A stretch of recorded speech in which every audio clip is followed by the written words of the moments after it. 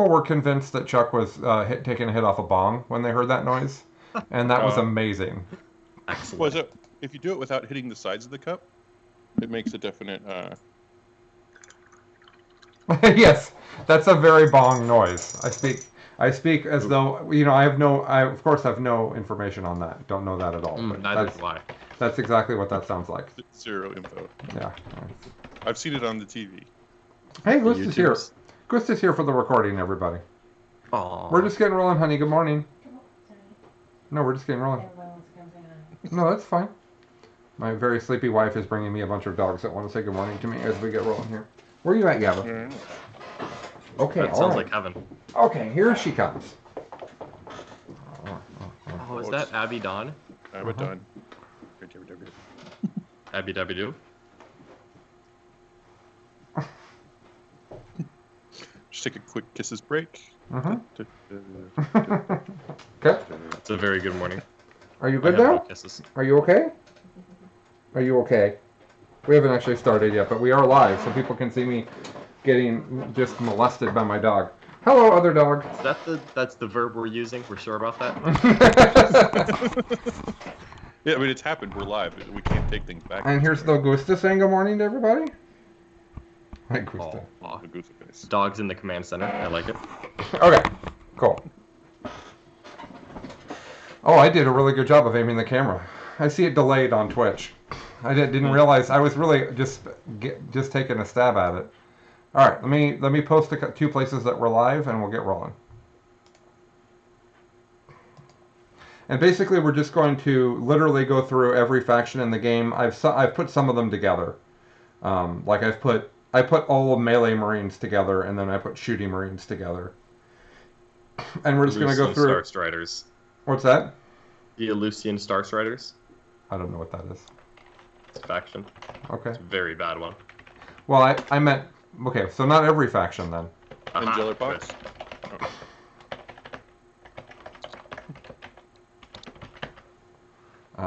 Colin just hates us now for bringing up obscure things. No, it's fine. We're also not going to talk about Corsairs. Are we going to do Unaligned? The Zote. He's the warlord.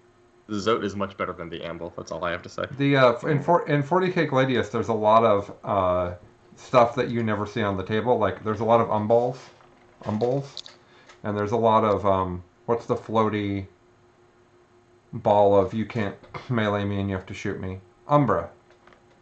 Oh, that's cool. I don't even have models. I don't even know where they exist in the 40K lore. The very back corners that never get brought up. If you're joining us, we're just about to get started. I'm just letting the internet know that we're here. We always let ourselves kind of sit on for a few minutes, make sure the audio is okay. If you hear any, sometimes there's echoes. I do know how to fix it. If you guys can hear echoes, let me know.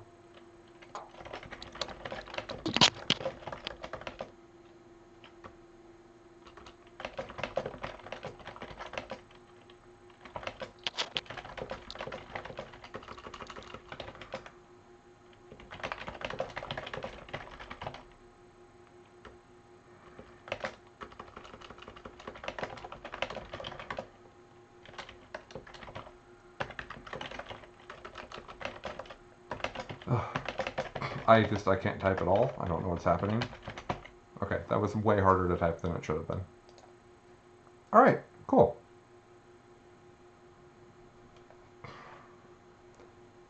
Usually on the Sunday morning podcast, it takes a little while for everybody to join us, so there we go. We'll just nobody's here to telling me if the audio is okay. Let me go. Audio okay? I didn't type that right either. Good job, me. It's a Sunday morning. I'll give you a bye. I couldn't remember Aaron Rodgers' name an hour ago. Okay. It was just That's weird. It's an interesting one to forget. It was weird. They do fourth round bias, John. It's not. This is Sunday's day one. All right, we've got true. People telling us that audio is okay, so that's great. Wonderful. All right, so I think we're ready to get rolling here. Welcome to Best in Faction, a podcast about Warhammer 40K. Competitively. I'm Colin. I'm Chuck. And I'm not Mitch. It's true. We have no Mitch today. He had a scheduling mishap with his wife, and they had to prioritize the thing that she planned over the thing that he planned. I think that, I don't know, a solid 50% of our listeners probably know exactly how that is. I don't actually know the percentage of married or coupled people in 40K. I now realize as I say that. Anywho, welcome. We are back. We're doing our best to come at you every other Sunday live, and then the podcast gets posted on Monday. And we have a number of really neat things coming in the next few weekends I'm going to talk about.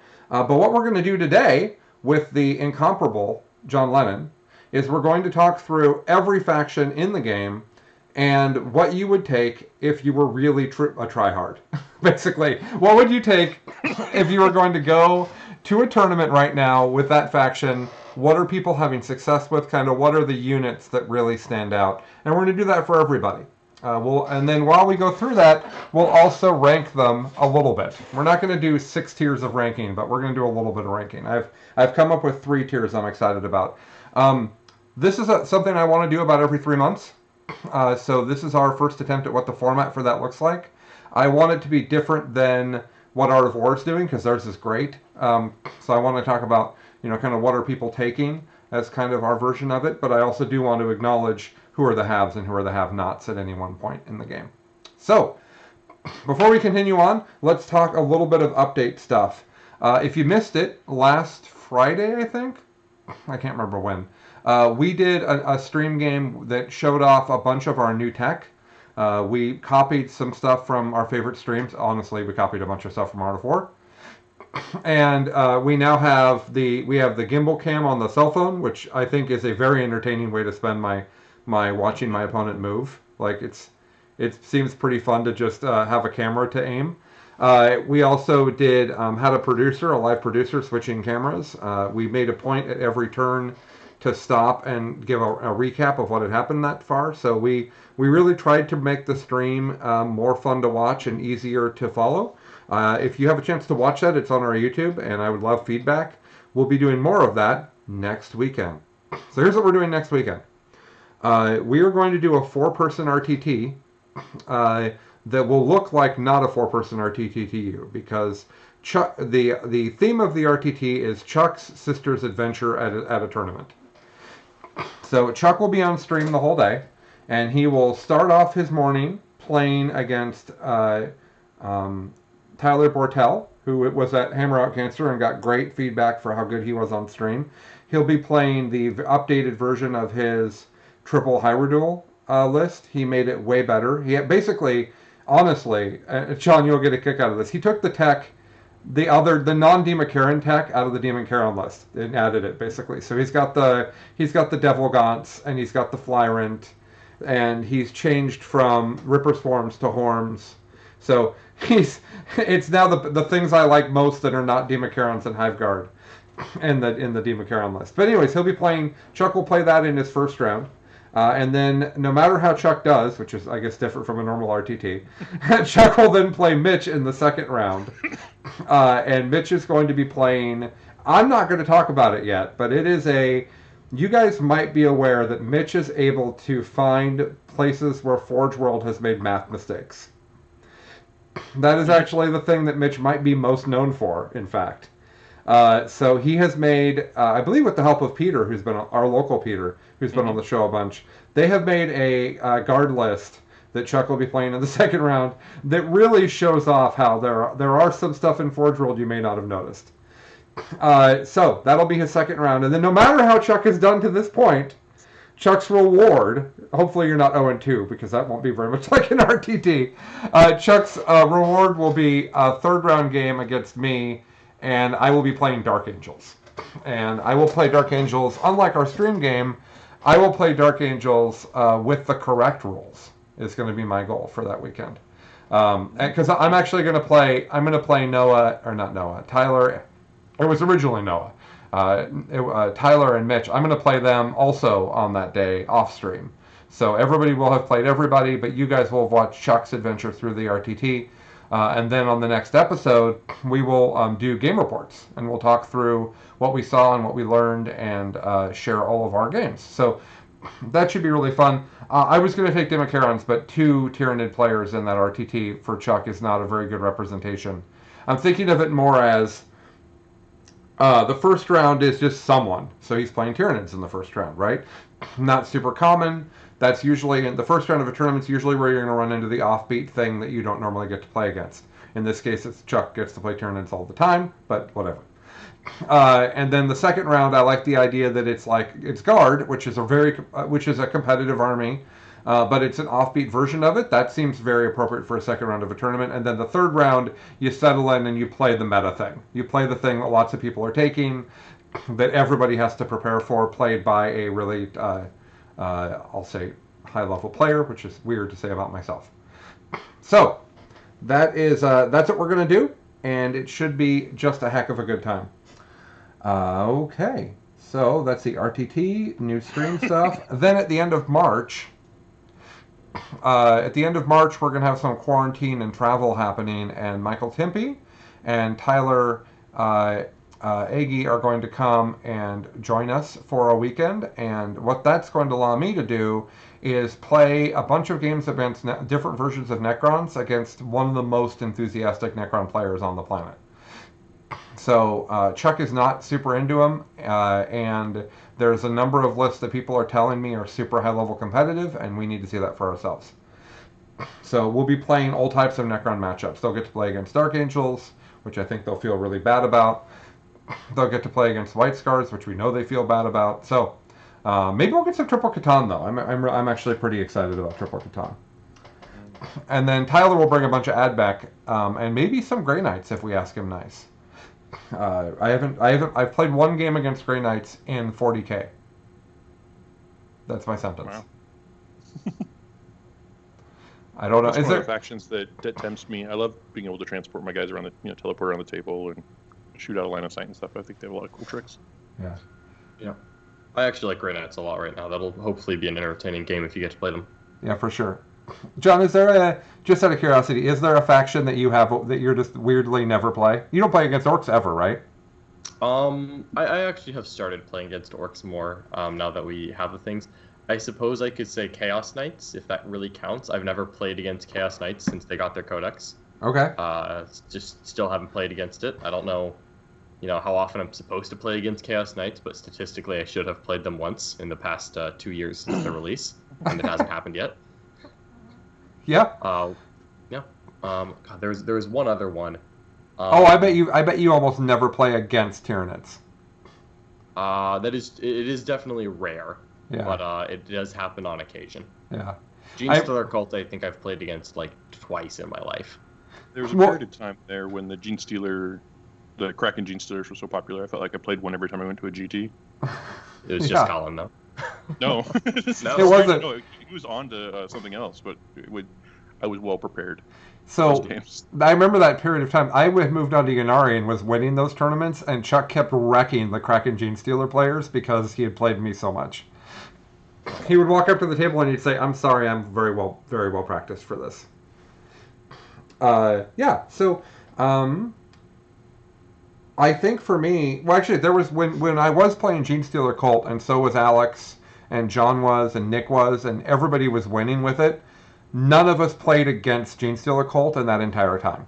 Like, between the four of us, we played like maybe 100 tournament games of Genestealer Cult over a period of time, and we laughed regularly because none of us ever had a mirror match. No one ever ran into another Genestealer Cult player. I actually played against Genestealer Cult the very first time I played with Genestealer Cult. Like the first day of the Codex, went to an RTT the next weekend, hadn't got a practice game in yet. Round one, played against a guy in the same boat. We just both opened our codexes to different pages and kind of worked through a game. And after that, haven't done it since. That's pretty funny.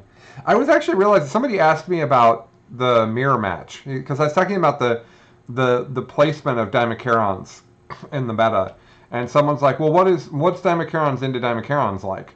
And I was like, "I don't ever think about that." And then as I was thinking about it, I realized I played a game where I had Double Spear Yanari and my opponent had 2 units of Shining Spears, but they were with Grotesques. And that's the closest to a mirror match I've ever come. And our lists were maybe 600, 700 points in common, probably 800 points in common. I don't think I've ever played a mirror match where like more than 1,000 points were the same. I don't think. I've played an identical mirror match. Oh, in 8th or Uh, ninth or No, earlier? 7th. Oh, okay. I made the Orc Death Star and put an article on Frontline about it. And somebody copied it 100% and brought it to T-Shift. And like second round, we played each other. Did you win that game? Yes, Okay. we had an awkward conversation before, and I was like, "Do you?" I was like, "It's so weird to ask that, but like, he's like, do you know who to ask him? Do you know who I am?" He's like, "Yes." Okay. You know, I got that conversation a lot right after LVO because obviously there were multiple instances of my list running around there, Yeah. and we managed to avoid a mirror match by the skin of a scout. But I genuinely never put any thought into the mirror match, basically ever. I just assumed that if I ever play against someone who's running the exact same, darn thing as me, that we're just gonna figure out who the better player is, and that's my plan. Yeah. Like, I Oh, don't. I totally played Kraken Gene Stealer mirror match. I totally did. And it was exactly what you're saying. I screened better, and my Gene Stealers killed all of his Gene Stealers, and the game was over. It's either decided by who goes first or second, depending on the importance, and then it's little mistakes that make the difference. Yep. My plan is to just have practice and not make the little mistakes, and if that doesn't work, then I don't know. Fair enough. Don't know what I was gonna do. I just realized that our cameras are very off-center on this stream. It looks very, very not fancy. I might fiddle with it while we're talking. I was very distracted by the cat that has decided to participate. I have to be sat on now. I would like a cat to sit on me while we were podcast. That might be entertaining. Huh? Oh my. Okay, whatever. Fine. We look fine. It's going to be okay. Okay, so let's get into the main topic. So here's what we're going to do. We're going to go through the factions, and we're going to talk about each one and talk about where they fit in 3 tiers that we'll talk about in a second. And then we're going to talk about what people should take if they're trying to be as competitive as they can with that list. It'll be a mixture of what we've seen data-wise has actually been good versus what this group has actually seen and our knowledge of the game. It will not be just, well, statistically this army wins more, so it must be good. No, the game's a lot more nuanced than that. That data is helpful, but it's not all of the data. So between the 3 of us, we have reps with everything pretty much. So what we should be, except Tau, but we John knows what Sigler would say, so we'll be okay on Tau. So, all right, let's get started. We'll start. Oh, and here's the 3 tiers I'm considering, but you guys tell me if we should adjust these. I'm thinking that there's S tier, and you have to define these things because I got in an argument about whether Tom Brady should be in a conversation about the greatest athlete in the ever. And listening to everyone argue that, I realized how important it is to define what the heck that means. So, I think an S-tier faction is one where you have a winnable game with any deployment going first or second on any terrain with any mission against any opponent. So basically, no matter how the cards are dealt, you have a good game. What do you guys think? Is that a good definition for S-tier? Yeah. That feels pretty By a estimate. good game, you mean you Like at least a 40% 50-50 chance. of win or something. I think Say you at least should. a 40. I think with equivalent player skill, if it's truly S tier, you should be at least at a 50% in an S tier army in any matchup, right? I'm assuming that they're probably S tier as well. That's the only one I'm right. Like, Okay, fair. Okay. but basically, you're bringing the top level tools. Yeah, right. Okay. So rather than having like 6 tiers, I'm basically thinking we have S tier and then we have F tier. And I think that F tier is probably, here's what I wrote down, probably won't win a GT regardless of pilot. Now, Craftworld Eldar is in a bad state, and they did win a GT in like Brazil or something last weekend. But I'm talking about like an actual competitive tournament, not you're the best player among all your friends. That's not what I'm talking about. I'm saying that if John Lennon, Brazil just canceled it out. What's that? Your one listener in Brazil just unsubscribed. Yeah, I know. So what I'm saying is if John Lennon took this faction and could get, or Nick, or Al, or Sigler, or whatever, and they took whatever they could, would they win a significant tournament? That's what I'm saying. And I think there's a bunch of armies where the answer is no. Fair enough? Yeah. Okay. Is there? Could you take? Could Siegler win a major with Tau right now? Is a good example of this question. Not a chance. Okay, so there you go. That's how we're doing F tier. And then everybody else is everybody else. That's the three tiers. Either an army is S tier, or they're F tier, or they're the pack. Basically, is how I'm thinking of this. Yeah, or they're competitive. And I think doing it this way makes a lot of sense because that middle of the pack faction is very hard to argue. Like, Tyranids are in there, but where in there they are is very weird, and it depends on terrain, and it depends on your meta. Like, so it's everybody else. They're not S tier, they're everybody else. Okay, let's start easy with Harlequins. So, Harlequin players take the things in their book.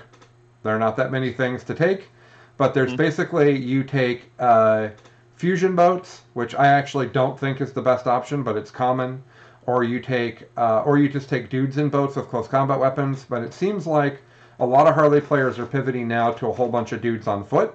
You just take big 10s of Frozen Stars, you give them weapons, you double move them, you buff them up, and you basically play the mission while also killing your opponent. There's a little bit of souping that's happening with Dark Eldar that's been successful lately for Harlequins, but that's basically where they're at. John, you have a lot of experience with seeing them on stream. Would you add anything? I would definitely put them in the pack. Yeah. I think Harlequins are, I mean, if we were trying to, rank the pack, they're probably in the top half of it, but they're definitely and noticeably below S tier. Some players have had good success with Harlequins. I think that not only has the meta aggressively pushed them out of the top spot that they had for a couple weeks, I also think that just players adapting to Harlequins has made them worse and worse. Yeah, Harlequins are definitely not a bad army, and I think what you highlighted on what they should take is pretty accurate. I actually like taking a very small number of fusion boats, enough to make people think that I have fusion boats. I don't like taking enough fusion boats that's my army. I don't like my army being defined by fusion boats because they're just unreliable. But 2 fusion boats makes people do weird things with screening because of what might happen. Right.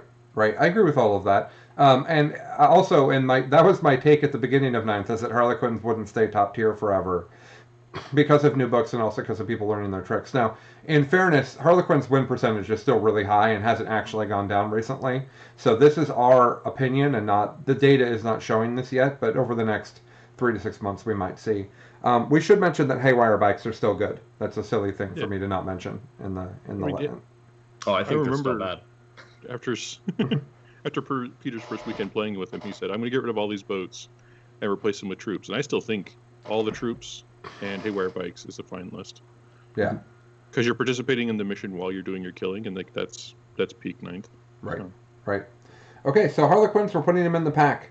We'll just continue with Elves. Dark Eldar is a little bit hard because they're going to get a codex in like weeks. But they did do well at the Nopen. I believe they did well at the Nopen because the list was straightforward to play. I think that was a big key. We talked about that when Peter was on. Well, it's also JT got to play it in the second round. Always helps. That really helps get it, push it up. So it had some benefits, but like that happens at a tournament, right? Like, I think Dark Eldar would be pushing S tier if we weren't just ignoring them in favor of waiting 2 weeks. Because they got a lot of love from the points changes, even with Reaver jetbikes going up. They're just a good mission playing army, and cheap racks are amazing. Okay. But there's not much reason to put stock into Dark Eldar right now because it's not going to matter in 2 weeks. Even if racks stay 8 points and Prophets of Flesh stays the same, which I have no knowledge of that, unfortunately. Something else will be good. Something will be good in this codex. I don't know what it is. We'll find out together. I was at a game store yesterday, and they had a used painted model thing, and they had a whole bunch of Talos, and I really had a hard time. I stood there for a good few minutes staring at them, thinking, do I need to own these? And then I just decided that Talos probably won't be good in the book. I just had to guess, because I don't know. I did buy some... buy them that way, you don't have to put them together. I know. That occurred to me. I did buy a bunch of Warwalkers, because I was like, let's have these. So I agree with that, and for those that are waiting anxiously, I'm going to be all in on Drukhari. I own a ton of Drukhari. Stephanie and I have already talked about how we're going to get stuff painted up. I own a bunch of unbuilt Drukhari. Drazahar is actually sitting over there in my to-be-done pile. So, that's not his name. I keep putting an extra syllable in it, but whatever. So yeah, there'll be lots of Dark Eldar on stream, and we'll talk about them all coming up. There is a question in the chat, John. Didn't John just say Haywire bikes are bad, or did I mishear? Chuck and I said we like them. John said he didn't like them. So John, go ahead and tell us why you don't like them. Oh, okay. I think that they are a little bit overcosted and extremely unreliable. I personally like taking lots of Frozen Stars infantry and a very small number of fusion boats. Small number of fusion boats is purely for the purpose of keeping people honest. I don't actually plan to kill anything with a melted pistol. I just find that point for point comparing the normal Harlequin troop to a Skyweaver, one Harlequin troop hits harder than one Skyweaver, and the points difference is just so immense. I don't see a lot of vehicles personally. I see almost none, and the vehicles that I see are one Rhino out of line of sight, which means I don't actually see the vehicle. I just know that it's somewhere behind the wall. So I have not found Haywire to be useful at all. I've played a lot of games with them. Harlequin Bikes were part of one of my favorite armies of 8th edition. I ran quite a few of them before it was cool, as the kids say these days. And I love them, but I don't think that you should take a single one in a competitive Harlequin list. Okay. Now that I've heard that explanation, I would agree. Yeah. I also think that people aren't taking vehicles. Mm-hmm. Is another thing. They really aren't. And Strength 4 AP1 is just absolutely garbage against a Space Marine holding a Storm Shield at the end of the day. Yeah, that's fair. Like, you might as well not actually be shooting them. They did really good work in our Chuck and my game that we played where he was playing a whole bunch of Orc boys. Yeah. Yeah, I can see it. There are definitely scenarios where that works, but like one Frozen Star Troop squad will go kill 30 boys by itself anyway. Right. So that's what you're saying. Yeah. Okay. Then someone says, yeah, but you take bikes for the extra speed. I don't. Yeah. That army's so fast, and the boats are better at that job anyways for the extra speed. Yeah, there's merits to speed as an argument. I certainly don't want to rule that out. And bad is a very relative term, where when I say bad, I mean it's good, but not in the exact 2,000 point list that I consider optimal for the army. Right. Yeah, so there's a fine line there. So Harley's pack, Dark Eldar pack, but with a bunch of asterisks, because we're like waiting for their rules. Craft World Eldar. So I am in a giant Facebook chat with some of the best Craft World Eldar players on the planet. And there's a ton of people in there. It's not just them. And everybody's sharing lists, and it's a really friendly group, and I really enjoy it. And I have been reading what they like for the past few weeks. And every time a list comes out, I read it and I think, wow, that's neat. Where's the rest of the army? Like, it's the things that they're taking are good, but when you think about it compared to Sisters or Marines or even really Tyranids, which is weird, but they just don't get enough tools. But the stuff that people are enjoying, the people are taking that are the kind of the good things. Warwalkers are still good. They're still really inexpensive with their guns. They could still outflank. Shining Spears are still good. People like 5s of them because they can go around the map, they can take objectives, they can skirmish. Similar to how I've talked about the Flyrant in my Tyranid list, it's a thing that can go to an objective and win a fight against 5 intercessors. So Shining Spears, Warwalkers. I still like Wraith Lords, but nobody's taking them, so maybe they're not actually good. People really like Shadow Specters. I haven't played with them personally, but they're seeing a lot of play, and I understand why people think they're good. Dire Avengers. Dire Avengers are still good. Wave Serpents are still good. The problem is that, and then John's got people in his meta that are using Vibro Cannons, which makes me excited. Yeah. So the problem isn't that they don't have good things to take. The problem is that they don't get enough of them. And then Craft World Eldar has an issue where they can't kill you fast enough, and they can't play the mission well enough. So they can't lean either way. Like, they can't be like Forge World Knights and say, I'm just going to table you. And they can't be like 150 Orc boys who are like, well, we're just going to play the mission. They can't go either direction. And so if they play an army that's trying to do either of those things too well, they can't do it. If they're playing against an OPSEC horde that's trying to hold the table, they've got no game. And if they're playing against just a brutal flippin' murder line, they can't deal with that either. So that's where Craft World Eldar are at. I unfortunately believe that they are F tier. So I would agree with that entirely. Would you agree with everything I said? Because you also live with an enthusiastic Eldar player. I wouldn't call him enthusiastic. Not anymore. Anymore. True. I think that Eldar, they theoretically have play as an ally because they have 2 ally options that are both stronger than they are at the moment. But you can use that same argument to say any Imperium army is good because you could ally it with sisters. Right. And I don't think that's fair. I think you should consider the faction on its own merit. I agree. Eldar are lacking in many aspects, and my biggest objection is that the thing Eldar are best at doing is not what Eldar are supposed to be doing. Like, some of the best things that Eldar have, in my opinion, are, efficient line of sight shooting units that are going to get shot back and are not good at doing it, which is not what Eldar want. Eldar don't want to get in a standoff gun match with people. That's guard life or admech life. Those armies are just better at it than they are. Dire Avengers, which are troops that are a little more durable than they should be for the cost, but it doesn't matter because that's not what Eldar want to do. Eldar don't want to park troops on an objective and dare you to kill them, because you will.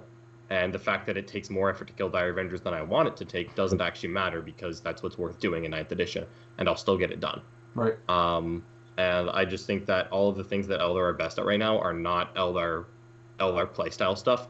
Space Wolves have the exact same problem. It's just that Space Wolves are better at it because they're still generically Marines when it comes down to it. Eldar don't have that kind of a strength to power back the fact that the current rule set is best at playing distinctly un-Eldar-like.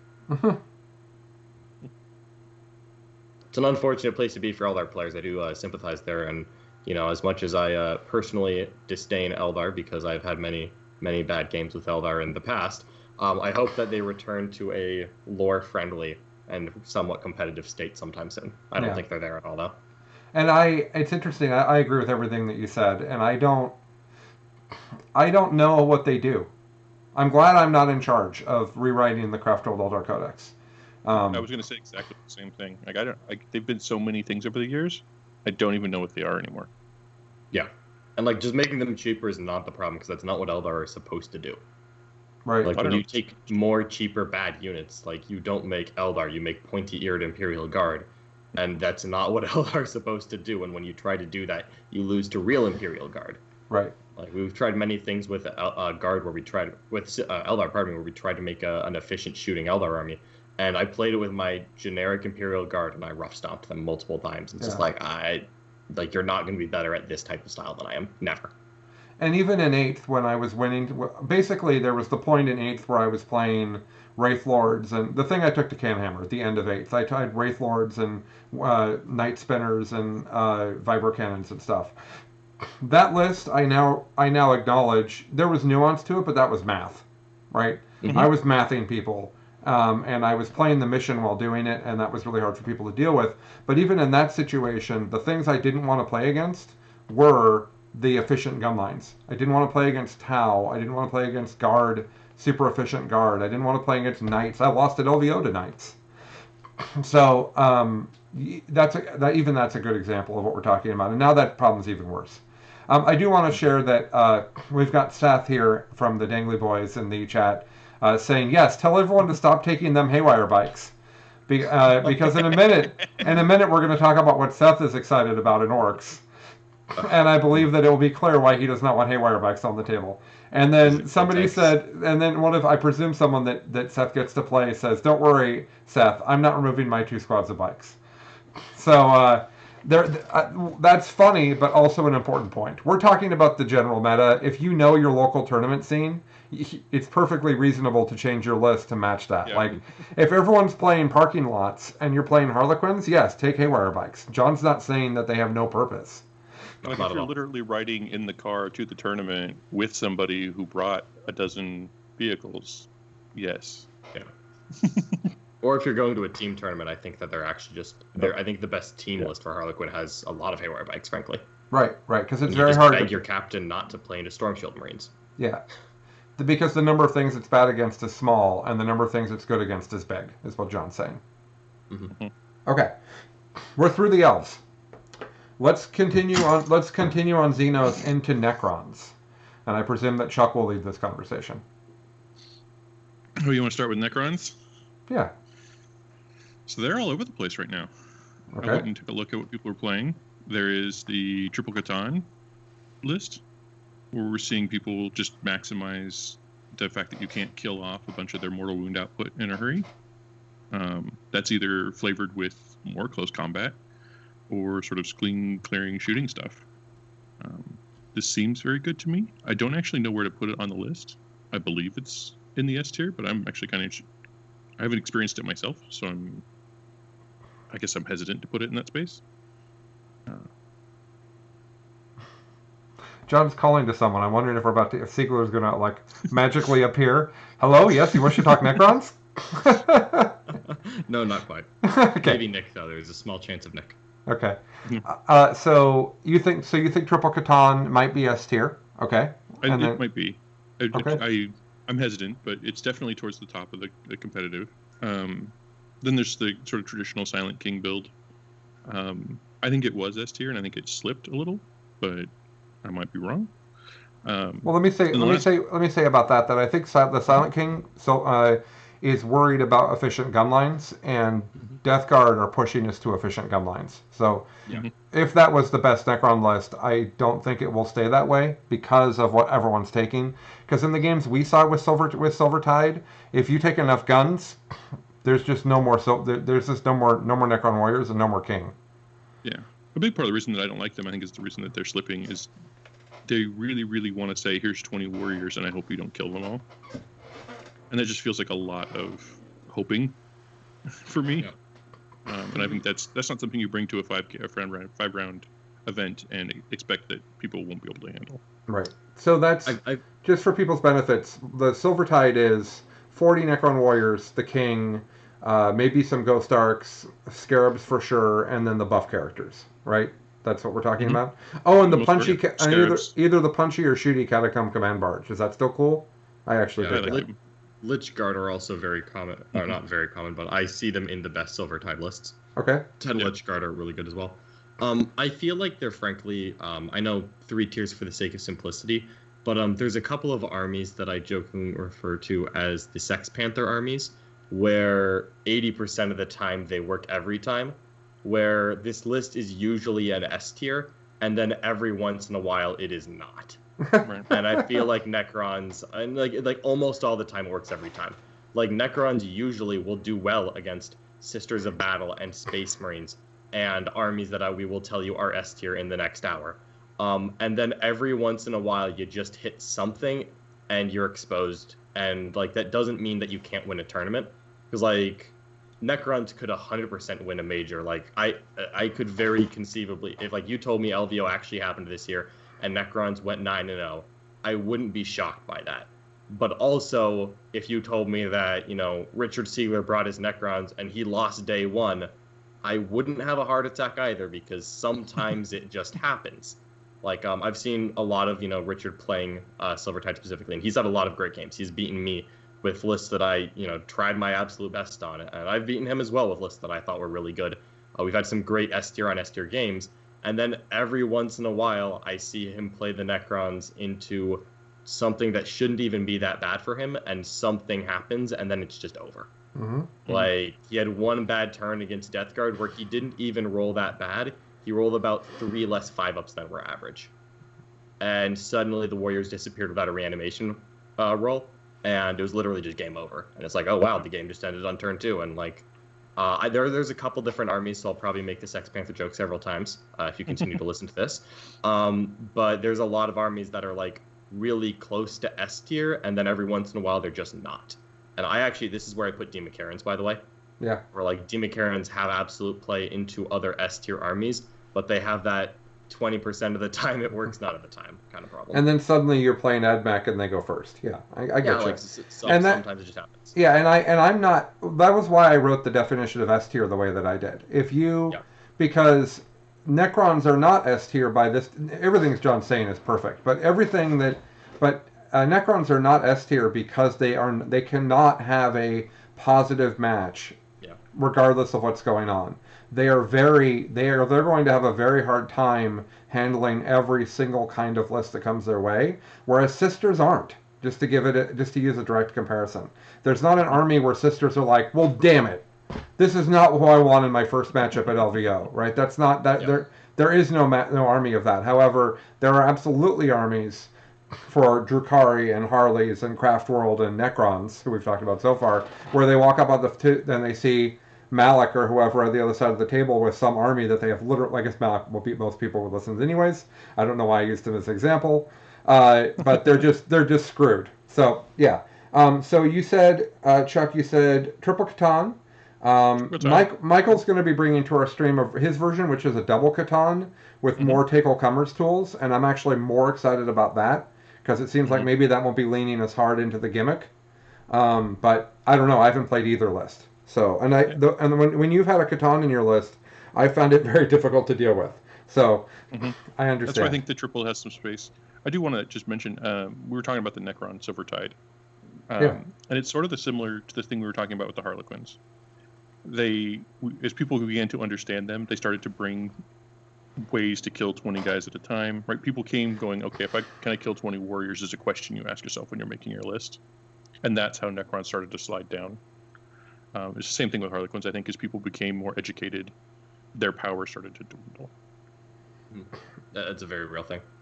And a lot of the Marine armies accidentally take a lot of shooting. That's the other thing.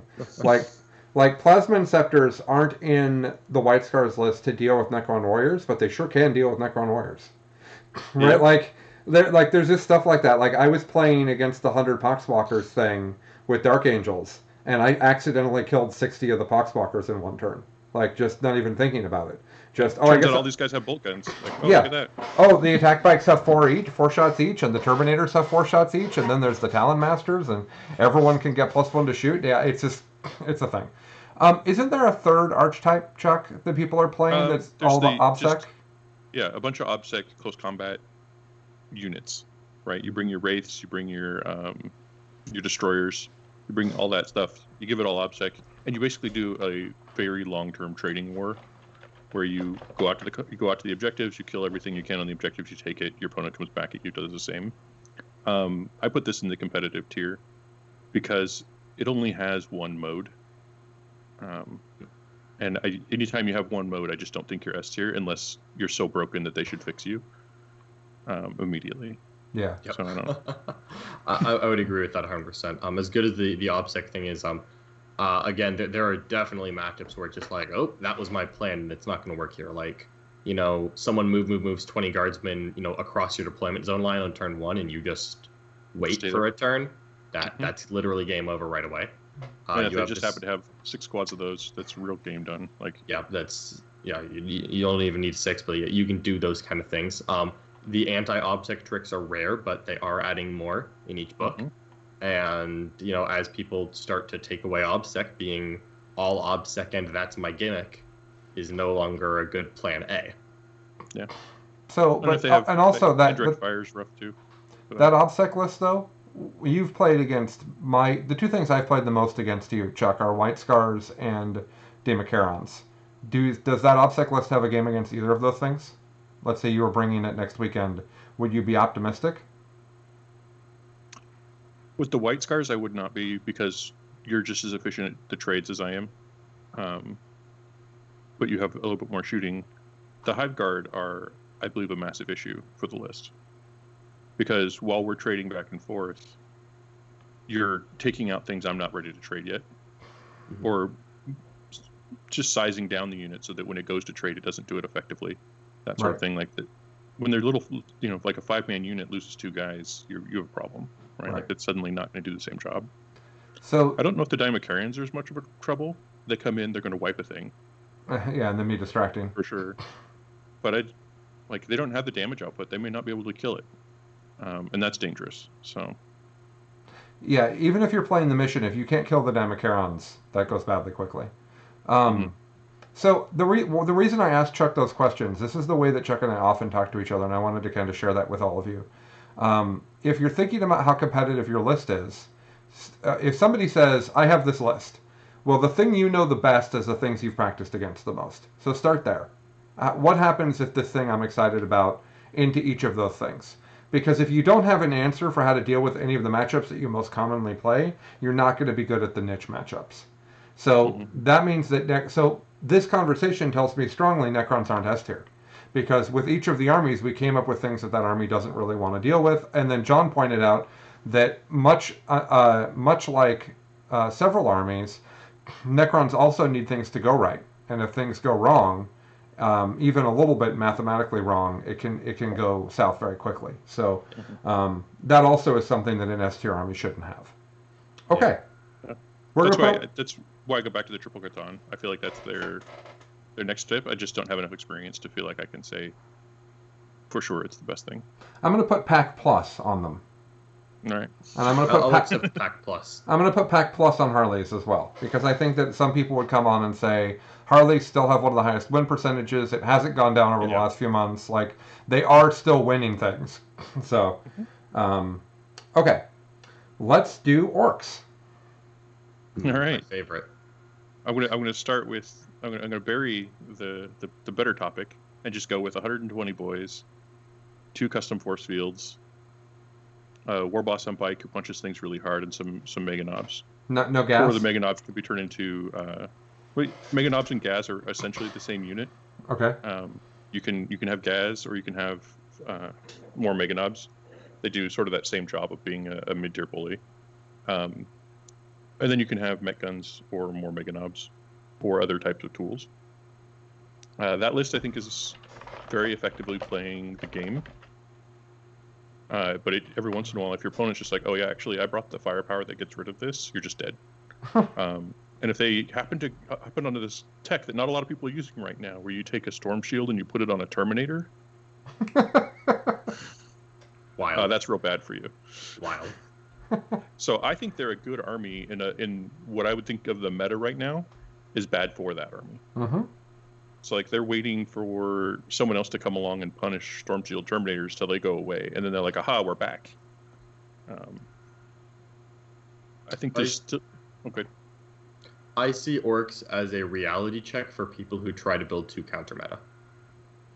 Orcs are not. I don't think orcs are good. I'm notorious and often teased for how negatively I will often rate orcs in our various things we do for Art of War.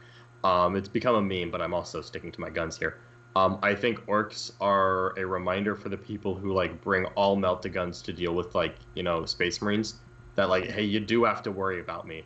But also people who have practiced and played against orcs and know what to do will just take care of it every time, and the orc player has a lot less room to adapt than the person playing against orcs. Like Tyranids, you can play against the Democarans and come up with a game plan, and the Tyranid player has some options to try to get around someone who's trying to play around their stuff. Orcs, they throw a unique problem at you, and if your opponent's like, as a matter of fact, I do have an answer, orcs don't really change direction. Yep. And it's the same as we were talking about with the Silvertide, really, is they have this one thing they're doing. Yeah. I think that the Silvertide one thing they're doing is better than the one thing orcs are doing, but it is, the same problem, just older book versus newer book. Newer book does it better. Mm-hmm. Shocking. Orcs, they're still, they're pack for me. I would personally put them pack minus, but I think I'm unpopular in that most people just put them pack. With the rare person will say pack plus. Orcs definitely do some things well, but there are just way too many scenarios, I think, where people do have the answers. And you know what? All the things that I brought to kill Necron warriors, I brought it to kill 25 up invuln models that are toughness 4, which is the exact same math as killing 30 toughness 4 models that don't have a save. Exact same math. Well, so once I know that I can kill, this many warriors with a 5 up invuln, I kill the exact same number of orcs on average. Great. I have a hot take for where they belong in the tiers, but I want Chuck to have a chance to talk about the other orc list, because Seth is watching, and I want Seth to feel loved. So the other orc list, I would 100% just say the list that Seth just went over in the YouTube video he just made. Mm-hmm. I think he's nailed it down to almost perfection. It's 3 different units of 3 buggies, where you take the shock jumps, the mega tracks, and the boom deckers, and you give them all their upgrades. You grab 2 planes that you can flying headbutt with, and just drop bombs on people. You throw in some grots and some commandos and storm boys with kill saws, a war boss with all the fixins on his bike, so he can just punch for days and lives through everything. And you basically play the game of, I'm going to go be on this objective, and when you come out to take me off the objective, I'm going to maneuver my buggies around and kill what you used and put something else on the objective. You're going to score all of your secondary points because that's what orcs are good at, and you've taken all the pieces that do that. I think it's great. I also think that's a far more fun army to play. It is hard to remind people the misery that moving 200 models across the table, when every model has to move every turn in order to be any sort of effectiveness. This army doesn't have that sort of fatigue. That will definitely plays into your 5th game, which is, by the way, theoretically the hardest game of the tournament for you. I think this list has a lot going for it. I do think it's coming slightly short of S tier, but I think it is in the competitive plus. It's good enough for me to come back and be like, well, maybe I'll look at orcs again for a little bit and see how I like this or not. That list has a very significant issue with terrain. And that's the thing that Seth was sharing. Unless that's been improved since then. That's been fixed. You deep strike one of the units of buggies. Okay. Because the Megatracks are hard. It's hard to get them there anyway. Okay. And the other ones can either teleport themselves, right? So then now you only have to move 3 buggies around. Okay. So the terrain issue goes away. And it has a little bit more long range shooting in the buggy alignment and then the tank, what do they call it? The gun wagon that it has. Okay. And then what about people that are talking about the custom Stompa? Custom Stompa is a sex tiger. Yep. Sex Panther? Sex Panther, whatever. It's going to come in, it's going to blow away. It's going to pick 2 units in your army that you have put in line of sight, and it's going to eliminate them. Are you smart enough to hide the things you need to? Or is the game bad enough that you can, like, I can put this guy here and you can't afford to come out, and then my boys can sit on the objectives? Like, I don't know. I think it's interesting. It's very fun. I don't think it's winning a GT. Okay, and what about Triple Giant Squiggoth? No, I'm just kidding. That's probably more. That's probably more than 2,000 points. Mr. Moneybags. Yeah. So I didn't know that the buggy list was as good as Chuck is saying it is. So that changes my opinion. But if we had it wasn't. Seth has really pushed it to, I think, completeness, and I think that really puts it in a spot. Okay. Fair enough. So without that knowledge, I was prepared to argue that they belong in F tier. I was prepared to argue that, and I know that some people take 90 boys and 12 smasher guns, and some people take 150 boys and gas, and I understand all these lists. None of them are going to be taken by a top tier player and win a significant major. None of that is going to do that. It does not do it. You can say it's great. You could say it'll win an RTT all day. You can say that your army doesn't have a match into it. But all of those orc boy spam lists, I am just, the fact that you can just plow into them with 2-up armor stuff and just kill them, and the fact that they have so many bad matchups. But I think that they play the mission better than Eldar does. I think that the buggy list sounds competitive, so I will upgrade my potential F tier ranking to pack. But John said pack minus and Chuck said pack plus. Maybe we just say pack. Maybe I would. So the point I would say is the reason that they're not F tier, even if we just ignore the buggy list, is because of the commandos and the Gretchen. Their ability to basically say, I'm going to get 40 secondaries basically every game. Okay. Is huge. All right. The buggy list does that better with the while we stand changes. So, what's the 3rd secondary in a theoretical 40? I'm just curious. I assume that you're planning on engaging all fronts well, and then assuming that your opponent doesn't block your scramblers, and then there's a 3rd one. While we stand. While we stand. You have to kill all 3 buggies from each of the units to get your points out of them. So it's very difficult to. So the goal is to sack 6 buggies and keep 3 of them behind a wall and call it a day. Yeah. Well, you keep 2 of them behind a wall. Of the time. One of them pops out, shoots, and then teleports back. So you still get 7 buggies of shooting. You only have to you sack 2, basically. That's cool. Okay. There's no way for me to mute this, so sorry. Stephanie, will you turn the heat up, please? I already did. Okay, thanks. It's very. I'm freezing sitting here in my own home. I don't know what's going on. That window might be blown for Okay. Sorry about that, guys. We learned with my sinus blowing recently. We learned that I actually can't mute while we're recording. So, I blew my nose in the middle of a podcast. People did not like that. Okay, so I think we're good on orcs. We're gonna call them pack. Let's talk bugs. Let's talk nids. If you would like to hear me talk about my most exciting nid list, you should know that I was on Art of War this week, being interviewed about the list. So you can go listen to that. But since I've talked about them a lot, I'm going to let John talk about Tyranids. All right, definitely a Sex Panther, where like it can play with the S tier lists, like the Demakaran creation, which you can argue for Trogdor. I consider the Demakaran creation the best of the Tyranid lists, but Trogdor is pretty cool. I think most TOs are going to rule against the Dawn of War thing, and so I think that because of that, the Trogdor version's not as good. Yeah. I think personally that you can play with S tier with that. You can play against S tier. Like I can bring an S tier list, and the Demakaran Tyranid bug player can go in and say, you know what, like I've got a minimum 40% chance in this game. Like, you're not going to get 50-50 against everything, but frankly, I don't think there's a single army in the game that is 50% against every single matchup. But, you've got a very solid shot against the S tier options. It's just that, again, 80% of the time it works every time. Well, there is the alternative, which is that it doesn't. And it works really well when it works, but like sometimes you just get put into that unwinnable hole. And an S tier army usually doesn't do that. That's even though I've heard very convincing arguments that Tyranids have a better than 50% matchup into White Scars, which I consider to be the best army in the game. White Scars never have a 20% matchup, like never. And if you go second with Tyranids against a competent AdMech player, like you're losing that game more than 80% of the time.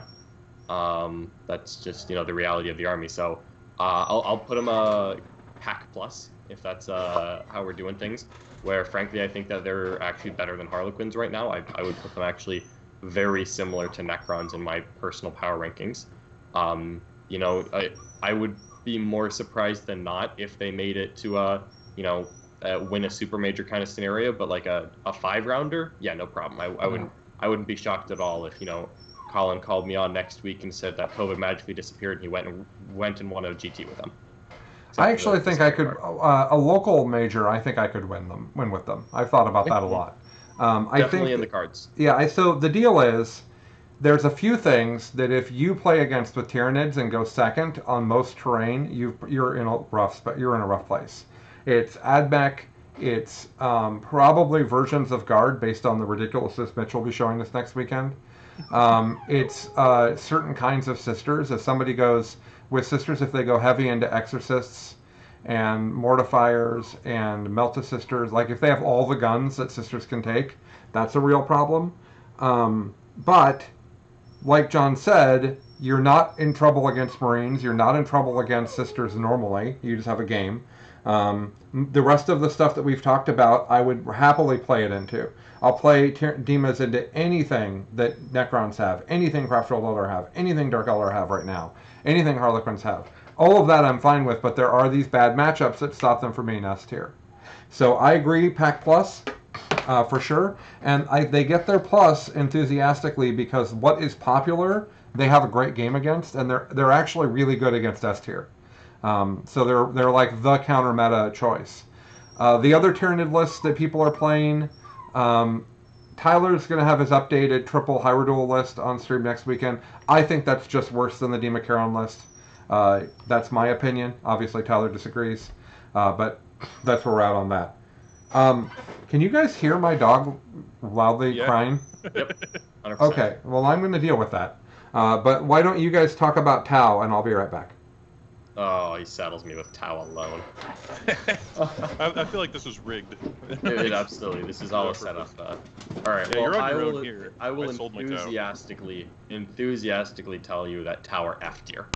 And I don't think that they're the worst army in the game, but they are the second worst army in the game. I'm convinced of that.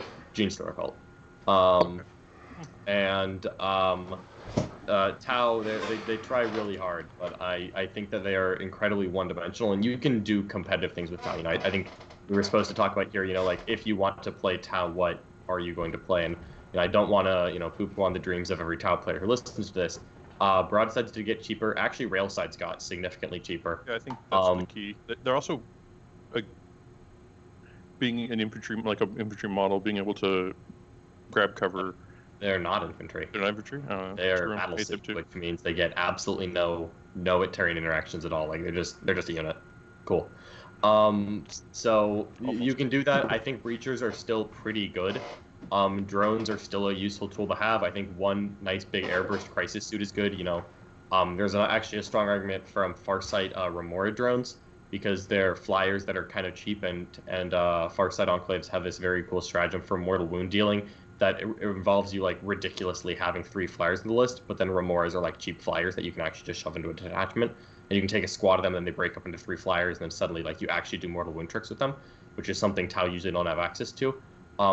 But for all of that, you can totally get them to an RTT winning level. I think every faction in the game is at an RTT winning level if you put your mind to it. Mm-hmm. But I just don't think that there's a realistic universe where Tau win a GT with a diverse meta. Mm-hmm. Mm-hmm. Like, you know, and again, there will be local GTs, and someone will win a GT with Tau at some point in the next year, probably. And, you know, I'm sure someone will come back and tag me in this in 11 months and be like, aha, you fool. But realistically, I just don't see it happening, and I don't see it happening optimally at all. So we're giving them F tier? Yeah, F tier for the Tau. What do you Do think feel of... like points could fix what they have, or is it just... Pardon me? The army's just screwed up? You Oh, think, no. like, I think points is...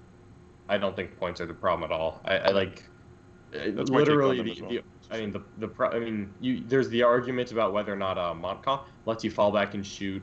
I'm playing it that way, not because I believe that. I actually don't think that's what the rule says, but it's purely out of pity. Like, I can't take this away from them. They have nothing. So, like, sure, fall back and shoot. I don't care. But the army does one thing. And it's not the best army in the game at the one thing it does. And if you're going to be monodimensional, you need to be, you know, pants-crappingly good at it. And they're just not at that point. That's well put. Someone said, are we just not going to talk about Crisis Flamers? I mean, we can if you want, but I don't feel the need to, frankly. I know they were in Goonhammer's article of 10 things that you should look at. I don't personally rate them. I like the people at Goonhammer and think they do a good job. I did not like that article. I would not have written it that way. Just as an example, the Tyrannofax mentioned, the Tyrannofax got a point reduction, and he is neat. You know what? He's also like the 6th or 7th best monster Tyranids have. Yeah. So, like, it's like, yes, he is reasonable for points, but better than him is the Barbed Hyrule, and the Demacharon, and Swarmlord, and the Flyrant, and the Exocrine, and the Scythe Hyrudules. They're also better than the T-Fex. It's just, so. Yeah. As soon as you start picking Toughness 8 monsters that you invest 2 CP into their Flamer to be good, once you narrow it down to that's the bracket that Tyrannofex falls in, a Scythe Hyrule actually does that too. Yeah, it's actually just better than a T-Fex. More expensive. So, Goonhammer, great guys, wonderful, wonderful contributors to the community. I actually thought that article was not correct. Most of the things they mentioned were not. We have disagreeing hot takes, but you know what? No one reads the articles with cold takes. That's right, and it's a good thing for people to do, right? That's a good thing to exist, to get people talking about units that other people are ignoring. Yeah. Okay, so let's move on from Tau because we got a lot more to talk about. We did not talk about GSC. I meant to put them after Nids, but then my dog was crying and nobody knows why. But he's gone now. John just put them underneath Tau. I did just put them underneath Tau. Do you think they're worse than Tau? I think I disagree because they're better at playing the missions and such. But I don't have experience with either of them, so I don't actually have much to stand on. No, Gene Stealer Cult are, if you go purely by the stats, like the win ratio on on Gene Stealer Cult, Gene Stealer Cult are the worst army in the game. Like, flat out, they have the lowest win ratio in the game right now. I think that Gene Stealer Cult actually does have a higher ceiling than Tau, but they also have a lower floor. Yeah, none of the people if you're going to be a bad army, like, having a lower floor is worse. It's also fair to mention that, like, 5 people won big tournaments with GSC ever in 8th edition, and none of those 5 people are playing GSC. I think is also a reasonable point. Like, I am in a chat that is almost everyone who has ever won a major with Tyranids in 8th edition. So like, well, we're short one person. I'm just saying, like, when you're talking about that, the people that are really going to push it aren't doing it. But I agree they're in a really bad spot. Tau are in the same boat. Both of the two people who, one with Tau in 8th edition famously, neither of them play Tau anymore. Right. And that happens when armies drop that far. But also, it's fair to mention, why did all of those players unanimously drop one of their favorite armies in the game? Because of what happened. Right. Here's another interesting point about GSC, though, right? Is if NIDs are Pack Plus, right? And those NID lists don't take any GSC for any reason, that tells you something. NIDs aren't S tier, and yet their options are so much better than Genestealer Cult that we're not taking Genestealer Cult.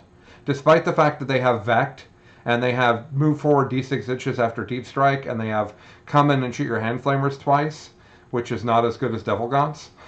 So like, they don't have it now. I also think, and we got asked to talk about this, I also think Ridge Runners aren't as good as they were. So I think Ridge Runners struggle with how big their footprint is. I think they struggle on the smaller map with staying out of close combat, and so much of the game is close combat.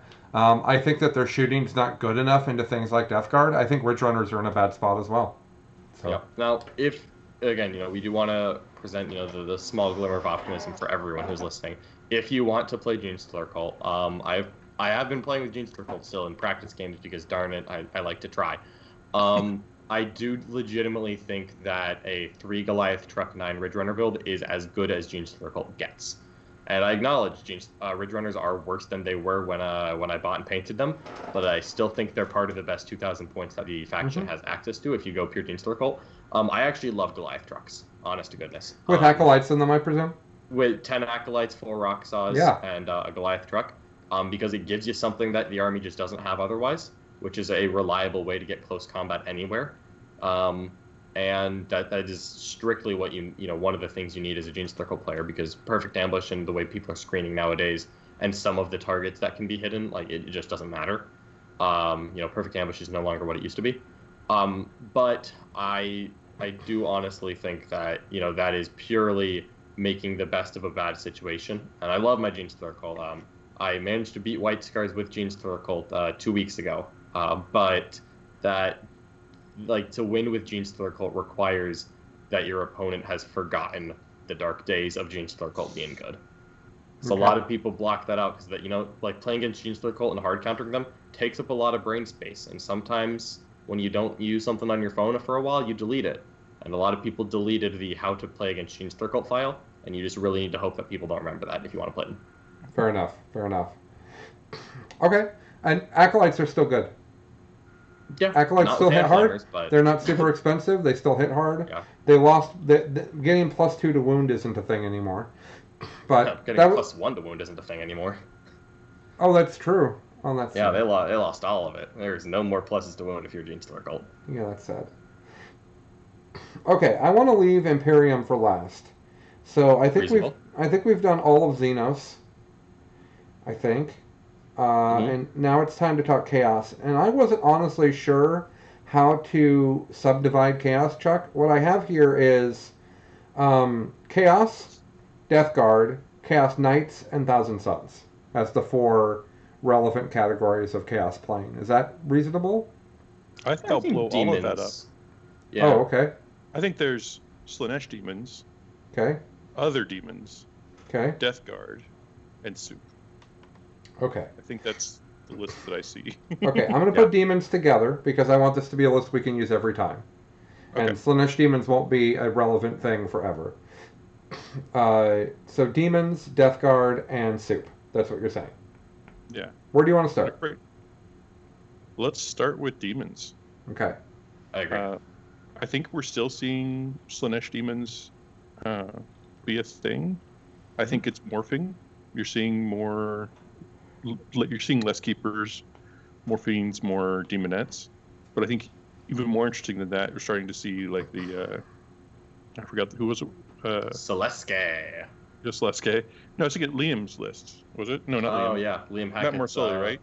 With the 20 Terminators in there. Yeah. So he brought the keepers to Soup, push you back, and then brought the Terminators in to do more damage. Sorry, what was that, John? Yeah, like it's keepers to push you back and terminators to punish you. Yeah. Is essentially what that list is, and it's very good at it. I've played against it. It was actually quite scary. On the demons front first, and I guess we'll go pure demons.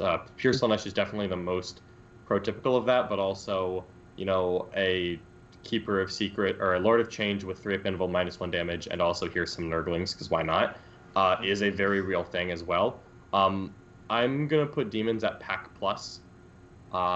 They're very good. They are very better than average. Mortal wound spam, high speed, relatively durable. They run into some Demakaran problems with different, not worse or better, but different tools to answer it. Where there are some armies that can just remove them. Dark Angels, I've played against the Super Chicken slot, twice, and then Magnus with a 3-up invul once. Every time I've done that, all 16/18 wounds were dealt in one phase, where I decided it was time, whole thing dies. Full buffs didn't matter. I decided this was the phase I wanted to do it, model was gone. They also struggle. How that goes. Yeah, they also struggle if the other army's just simply faster than they are, right? Which is rare, but when it happens, Well, it scars. ooh. It scars, right? I think that I've played the Keeper Rush with White Scars, and the Keeper Rush player, who's great, is just like, yeah, this is terrible. This is not.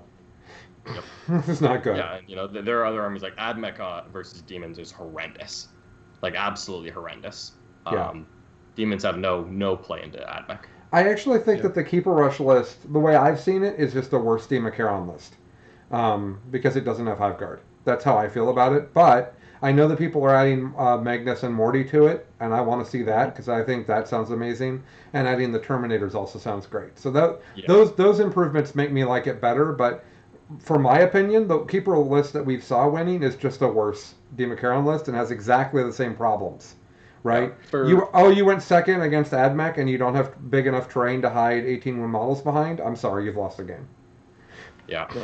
For pure demons, I would agree with you on that diagnosis, but demons have much better soup options than Tyranids, and again, they don't have Hiveguard or Devourgons as options, but Mortal Wound Spam is a different, sure. a different solution, and maybe better if Dark Angels and Death Guard, are more popular, although I don't know how the Death Guard or how the Dark Angel versus Demakaran matchup is. That just sounds weird. I don't know how that one goes yet.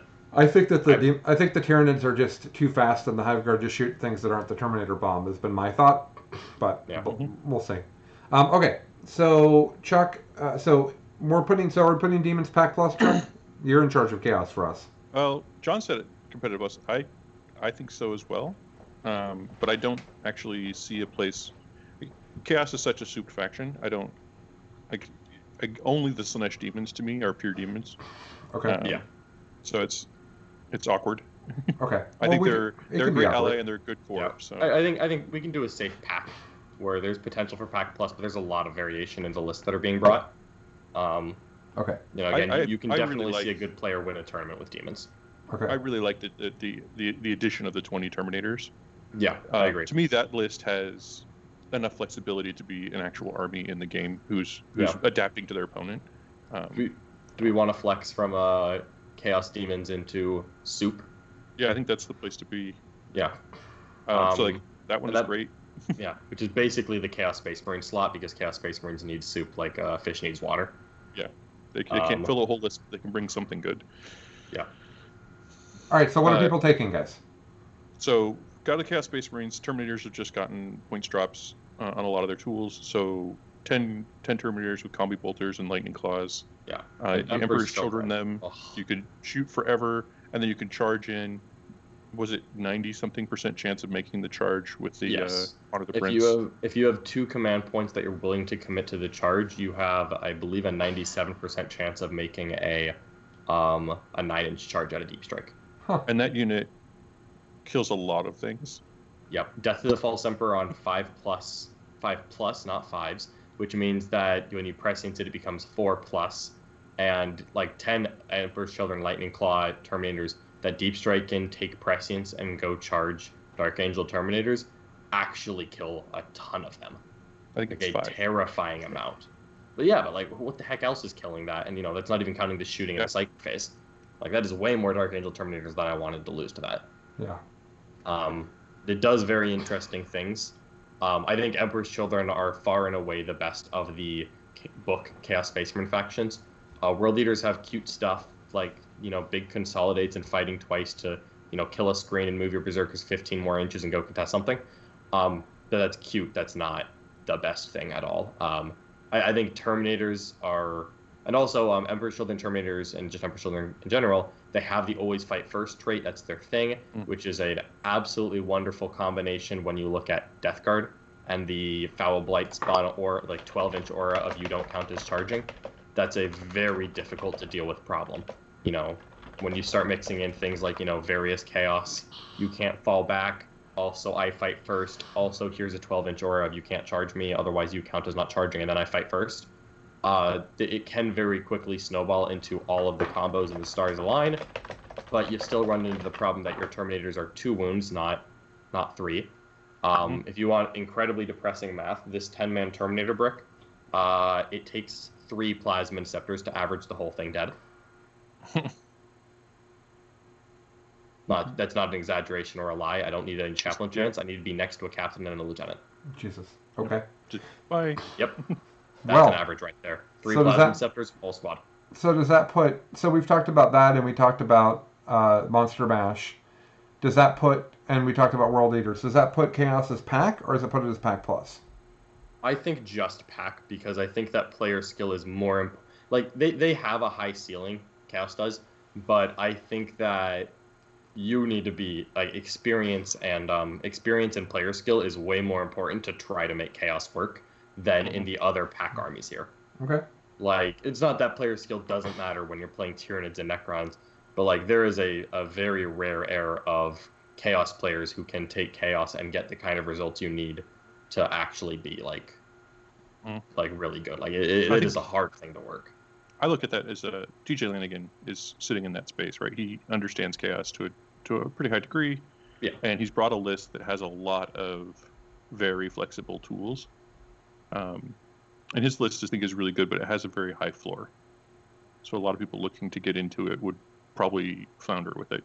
Yeah, and that's the Magnus and that's Magnus, the Magnus Morty, and Locke. Super Chicken. Yeah, that's a whole thing right there. And not to be underestimated, giant blobs of pink horrors. I think really every game I've put them on the table, I've been extremely happy with pinks, either in 10 bans or in 30s or 20, 25s. So they always bring a lot of value for what they cost. I hate that. Mm-hmm. Yeah, being able to bring in some reinforcements. So I think there's a lot of space in there. To me, Chaos's difficulty is always been pushing flexibility into your list. You can build it to do one thing really, really well. You have to pull away from that to have different options. And I always feel like I'm short a couple of units. Like any good Chaos list I make, and then I'll be like, well, if I had 3 units of cultists on top of this, it'd probably be pretty doable. Okay.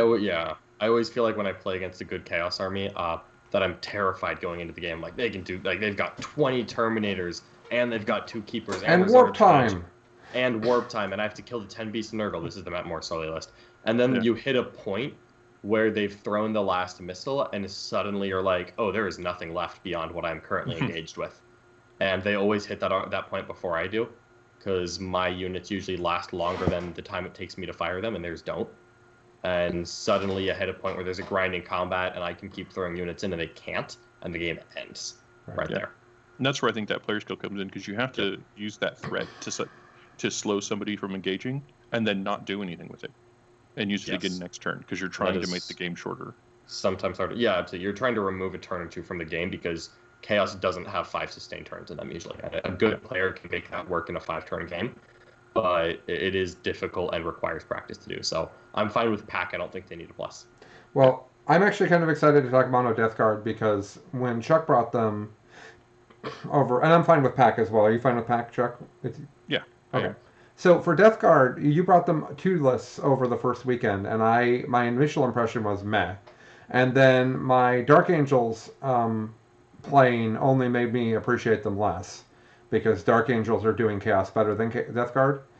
But that said, as I see people continuing to rev on it, and I see people and I play against Zach playing it, and then I see Nick playing it, I'm kind of excited about Death Guard. So I'm interested to hear, Chuck, what kind of where you're at on Death Guard now, because we haven't played them since they came out. You and I. I'm actually very excited about them. So it was really interesting. I watched the game that you and Zach played against the Dark Angels, and I went into that game mad because I got the Death Guard book and I was like, oh, this is great. It has all this cool stuff. And then the Dark Angels showed up and they had all the same stuff, just better. And it's all OBSEC too. And I was just like, this is crap. But the Dark Angels have to do that in a ball. Mm-hmm.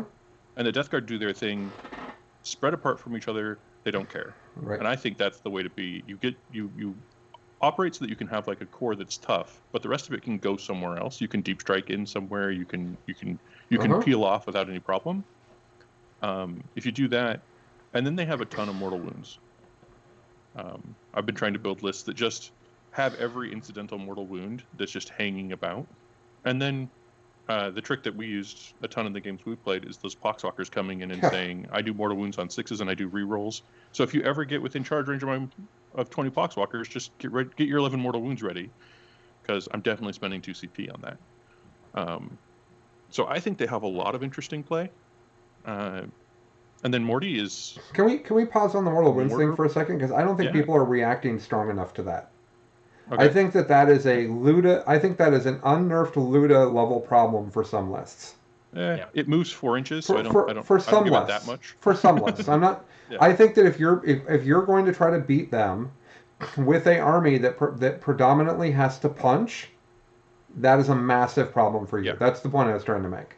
Like, if you have to get close to them, that's a really big problem. Now, it doesn't make them S tier, but that 11 mortal wound thing is game breaking in a bunch of matchups. That's all I was trying to say. It's a lot. The important part of that is it's 100 points to have that. And for that 100 points, I get 20 OBSEC bodies. Yeah. So I didn't make any mistakes along the way, right? Like if it doesn't ruin you, it doesn't matter. It's still doing plenty of work for me. So I think there's a lot of that is pretty good. I think we're actually probably a step or two away from reaching a point where we're like, oh, this is what Death Guard do. Okay. And I think that's very exciting because they're already pretty decent, and I think they're going to get a little better. So what we're seeing now is we're seeing Poxwalkers, Terminators, and Plagueburst Crawlers, and Blight Haulers, right? And Blight Drones. And Morty. Yeah. And Blight Drones, not Blight Haulers. Never Blight Haulers. Yeah. Sorry, wrong thing. Blight Haulers. So, they're the ones that went up so many points that Zach's list got broken right before Hammer Out Cancer. That's the Blight Haulers, right? Yeah. Mm-hmm. And then we gave him a guard list that did great. Incidentally, one of our teammates won an RTT yesterday with that guard list. Just as a little shout out for guard. So I think that talk about Morty in Death Guard versus Morty in Soup, Chuck. So I actually really like him in Soup. Because you can threaten the warp time, and so he creates the space that your opponent has to give you. Not in Soup. I think there's just too much chance for you have some kind of efficient shooting that kills him, or a shooting plus combat that will kill him. Then I don't have a choice but to move him up, and then you just do the thing you're going to do to him. So I think he's a Soup character. I think the ability that he has the choice to have you don't get rerolls within contagion of him, or the ability to slow people. If you have the terrain to hide him, or your opponent doesn't really care much about rerolls, that ability to slow people and the ability to fling him into them and slow their whole army can mean that they don't reach objectives on the first turn. Mm-hmm. It can mean they don't get to maneuver their army the way they thought they were going to, or that they can't get away from him. It can bring a lot to what he does. Okay. I will share that RTT yesterday our teammate played in, he did play against Morty Death Guard, and the guard army just destroyed. Morty died first turn before getting to go. Right. Yeah, not even a question. Yeah, there's no choice in that matter. Right, and I think that's the same problem the Silent King has in certain matchups. So we talked about on Art of War the Silent King. If you have indirect fire like Hive Guard, what are they called? Melnirs get picked up. And now, and that's a massive problem for a bunch of matchups, is that if you don't have those anymore. So Morty's a similar thing. Morty's a great piece, but you might have to deep strike him, and if you have to deep strike him, it's expensive, and then he comes in and can't It's like charge. 3 CP to do that. He just shows up and casts a spell on himself. Right, exactly. At least you get your buffs then, is what I'm thinking, Chuck. Like Morty and Magnus both have the particularly like against guard. It's huge. yeah. Both Morty and I'd Magnus rather have the take problem one where from they need to get their defensive powers on themselves. So that's my thought, is that you could deep strike them. Yeah. I would almost be more willing in that case to put him on the line with everybody else and be like, great, yes, you are going to kill Morty first turn. Yeah, But I get really good positioning with everything else. Yeah, that could be. Yep. Honestly, I agree. I wouldn't spend a 3 CP to reserve him. There's nowhere you can put him that he doesn't die turn 1 if you have him. That's like I know my luck. I'm going to reserve him. He's going to walk in.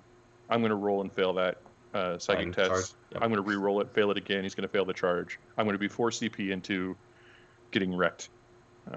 It's just too far down. And that's why he has to be in threat overload, right? That's why he has to be with Magnus and the Keepers. So if you lose Morty on the first turn, I think if you're playing against Admech, for example, with that list of, it's 3 Keepers, Morty, Magnus, and what else, Chuck? Do you not remember? Not a lot of them. No, that's basically that's like the list. I think that's the list right there. 30 Demonettes and 15 Furies. Okay. Well, 15 Furies is a big deal. So the idea, though, is that let's say you're playing against Admech, which is what we use that as an example for the Damacaron problem and the Silent King problem. Okay, not the Silent King problem, the Keeper Rush, the normal Keeper Rush problem. What I'm wondering is if you have Magnus, Morty, and 3 Keepers and you deploy them aggressively towards the Admech player goes first, they kill Magnus or Morty, do they then lose? Right? No. Like, so if they kill Magnus or Morty, they're killing the flying pieces, and if they play a strong screen game, they have the ability to hold the keepers off them for time. Okay. The problem is how long will it take? Okay. Right. Do they have enough time to take the points back or not? And they're going to get Assassinate, and they're going to get or the Witch for their secondary, so they're not in a really bad spot. Okay. Yep. Yeah, 100%. I actually really like Mortarion best in Death Guard because of the strength of the Supreme Command detachment, because it's a detachment that's free, and that really helps you with unlocking things. So if, for example, you wanted to do your big Chaos Soup, everyone wanted to do a 3 detachment Chaos Soup, in 8th edition, because that was the best way to play Chaos by a mile, and that is hard to do now because you don't have command points. You can take Mortarion, and he and his Supreme Command refunds one of your other detachments. Now 2 of your detachments are free. And Mortarion unlocks Death Guard. And then you take a patrol that's the Death Guard units you wanted to take and arm in. Yep. And, okay, admittedly, you lose the ignore the penalty for moving and firing heavy weapons on your Death Guard infantry. But if you're taking Terminators, that doesn't matter at all. And you know what? You suddenly become susceptible to Tanglefoot, but that's a very specific matchup that, frankly, your Mortal Wound spam Death Guard is probably not terrible into anyway. You have Morty. You don't have a problem. And you have Mortarion, which that's not the problem here. And then you get your 3rd attachment of whatever you wanted, the Chaos Supla style. Like we've seen some stuff on Art of War where we've had some practice games. It's actually been pretty respectable.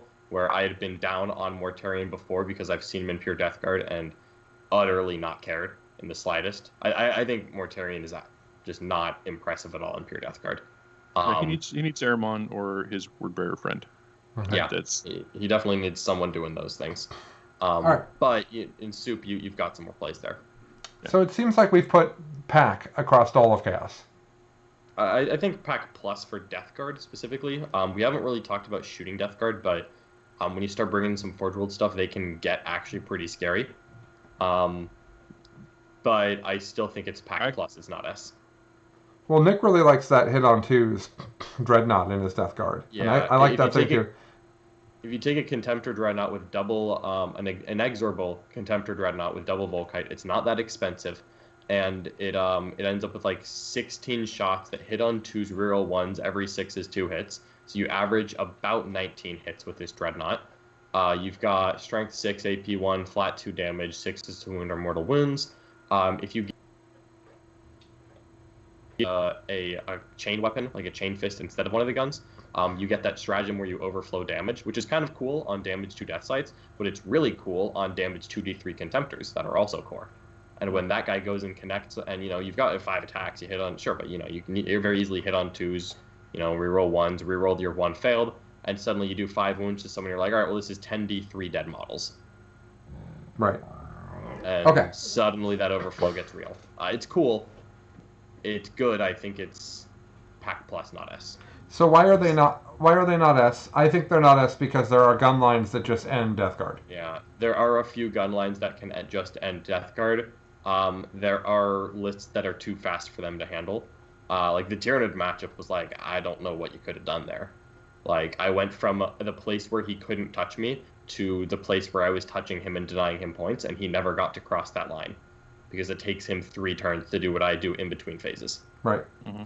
And like that's a very specific matchup. Like if that exists, you're not S tier. There's a fantastic YouTube game on from Art of War that you guys can go find.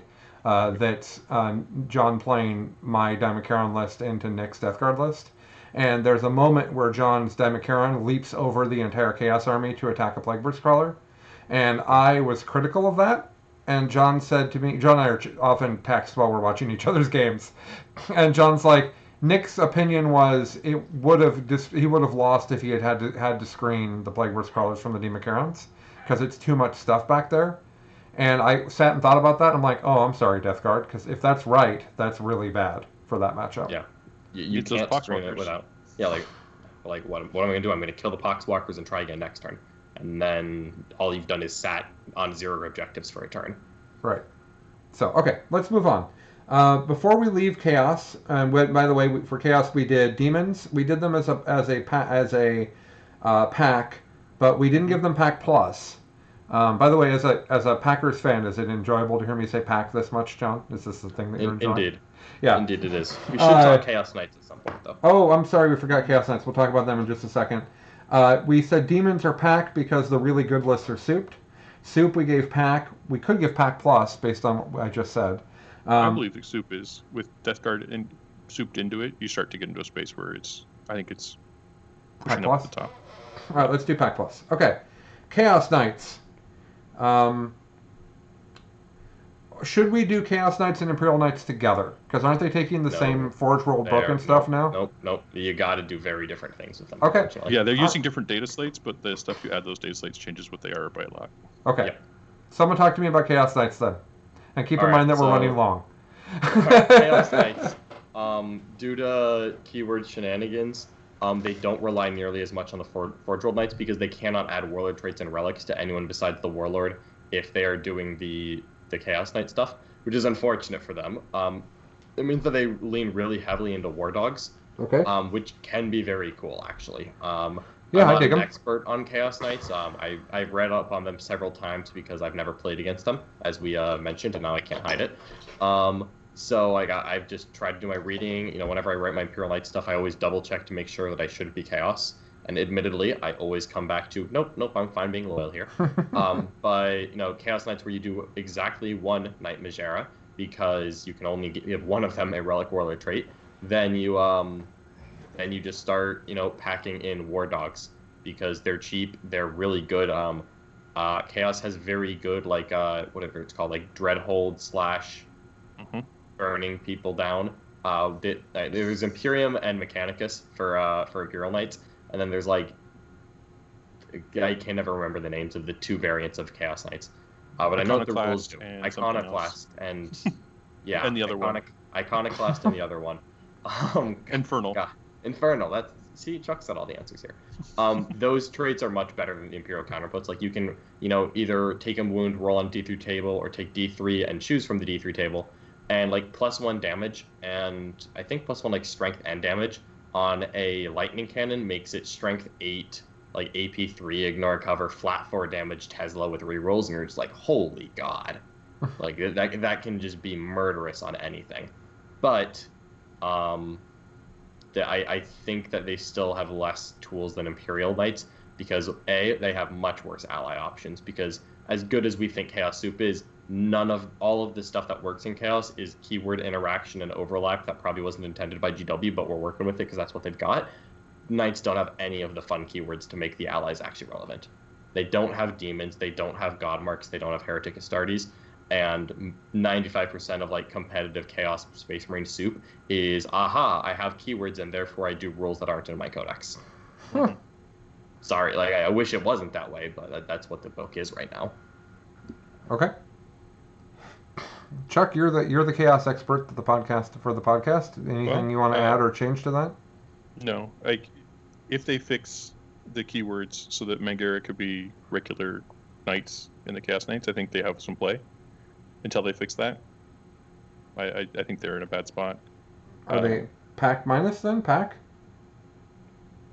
Pack minus is the highest I would That's- put Chaos Knights. That's right. I Personally. think I put them there. Okay. Yeah, I don't think they're quite F, but pack minus feels perfectly fine. Okay. I've watched some games with like say 12 War Dogs or whatever, and they're very interesting games, but they're very linear. So What's funny is that we are moving into Imperium, which means we're done giving people the F title. Because That is true. Imperium armies don't get to have the F title. We're also done with pack minus. well put, John. Well put. Okay, before we do that, I want to drop a bit of an advertisement for the show. If you enjoy Best in Faction and you'd like to interact with us more, we have a fantastic community. You can find us. We have a Discord that has hundreds of people in it that talk all the time. Every faction's represented. Everybody talks about every faction. If you want to know about Tyranids, we have all of the best Tyranid players minus Nick Nanavati.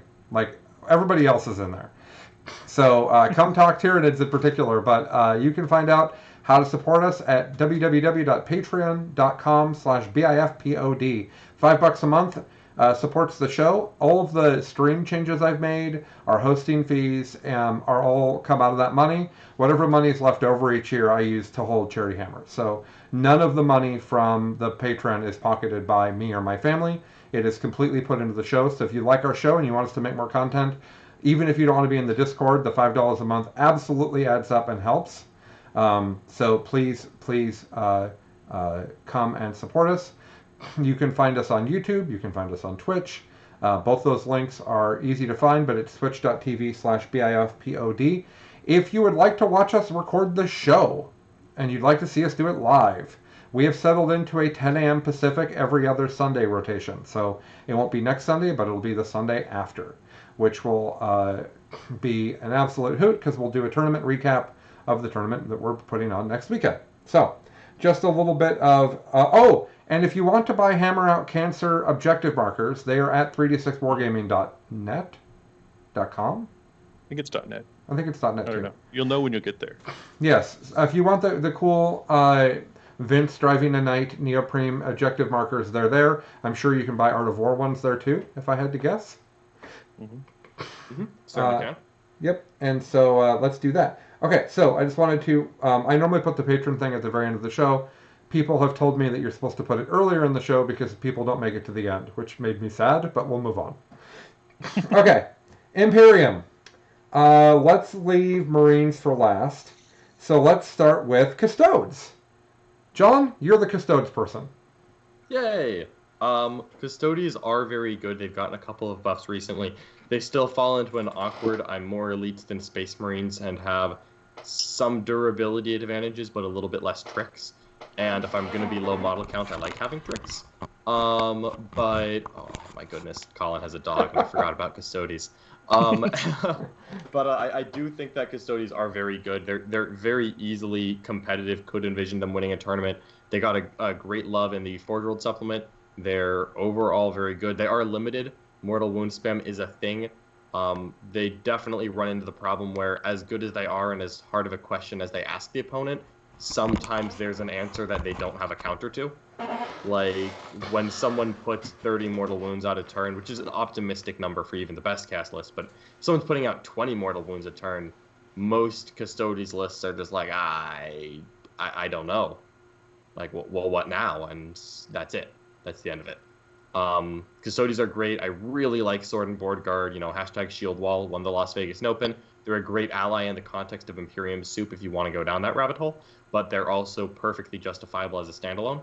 The Custodies are very strong. I think what you really look at right now is a literal bare minimum of Trajan, a Bike Captain, and 9 Sword and Board Guard in a battalion if you're going pure Custodies. And from there you get to add on good options like Dreadnoughts, Vexillas. Unfortunately, Aquilon Terminators had a very glorious moment in the sun and then promptly got the points raised at the same time. I'm sorry, Alaris got a points raised at the same time that Aquilons went down. So now there is only one Terminator, and it better be in stock and Forge World if you want it. They used to be 15 points difference, and then you had like a really good argument that the worst Terminator being 15 points cheaper was worth taking, and then they're 5 points different. and now it's not a conversation. Like, you will pay 5 points for a better gun, and also to be +4 strength, +1 AP, flat 2 damage, and not have a negative to hit. You're just doing it. Do you feel like the bikes have come back into the picture with the points drop, or are they still? You know, the bikes are suffering? actually they're definitely manageable. I don't think that they fit their way quite into the best Custodies list, but they're definitely an argument. There's an argument to be made for them. Custodies have cool options, and they have very few bad units. Like, literally, the Custodies Warden, the giant transport that's Forge World that I don't remember the name of. Colin didn't even know that was a model until I said that. Like, there's a very small number of bad Custodies units, but most of it is easily in the playable stage. I think that Custodies have actually build options. They just you're doing the same thing a different way with Custodies. Like, you have various ways to ask, how do you feel about extremely efficient firepower, pretty good close combat on a T5 or 6 2-up 4-up platform? You know, So it I sounds either like you're teleport there or I speed there on my jet bike. Which one's it going to be? Like, oh, okay. Yeah. Coronas. So it sounds like you're saying Pack Plus. Thank you, a Coronas. Yeah, Pack Plus for Pack Plus is perfectly fine for me. For Custodies, they are very good, but they're not S. I don't. Are they Pack Plus though? Because you said there's a number of, like, if you're playing an army that's way faster than them, they have a problem. If you play an army that puts out a lot of mortal wounds, they have a problem. And if you play an army where that they can't outpunch, they have a problem, right? I don't think that's true, because they're way more durable than most things. Like, the entire army's walking around. I mean, with Shield Guard, you know, when you go #Shield Wall, you have like 4 different units that are all your Welby Sindri fights that are all 1-up armor, 3-up invuln. And like, literally, I can sometimes just take 5 turns of getting hit and still get a 10 or 15 on Welby Sindri fight. Because some armies outpunch me, but I'm so much tougher that it doesn't matter. Okay. And Custodies can be very methodical, where a speed issue, or a speed disparity isn't always a problem. Because frankly, Custodies can just find 2 objectives that they really want and ignore the rest. It's like, I'm going to get a 40 on primary, you're going to get a 45, and if I've teched my list right, my secondaries are better than yours, and that's enough, because I don't give up anything. Yeah. I think it's the optic that really makes the difference in that particular, like, in the fast match. You're just like, well, I can hang out here, and these are mine. Yep. Custodies actually depend on the mission more than most armies, I think. So here's what's interesting. That's our 10th pack we've handed out, and 6 of them are Pack Plus. And I think that what that is that when put up against the wall, I think that we all will say, well, yeah, but if you take exactly the right things and you're a good player, you win anyways, and it's powerful then. So that's the problem with Pack Plus and Pack Minus, is we've handed out 1 Pack Minus, 6 Pack Pluses, and 3 packs so far. Yeah.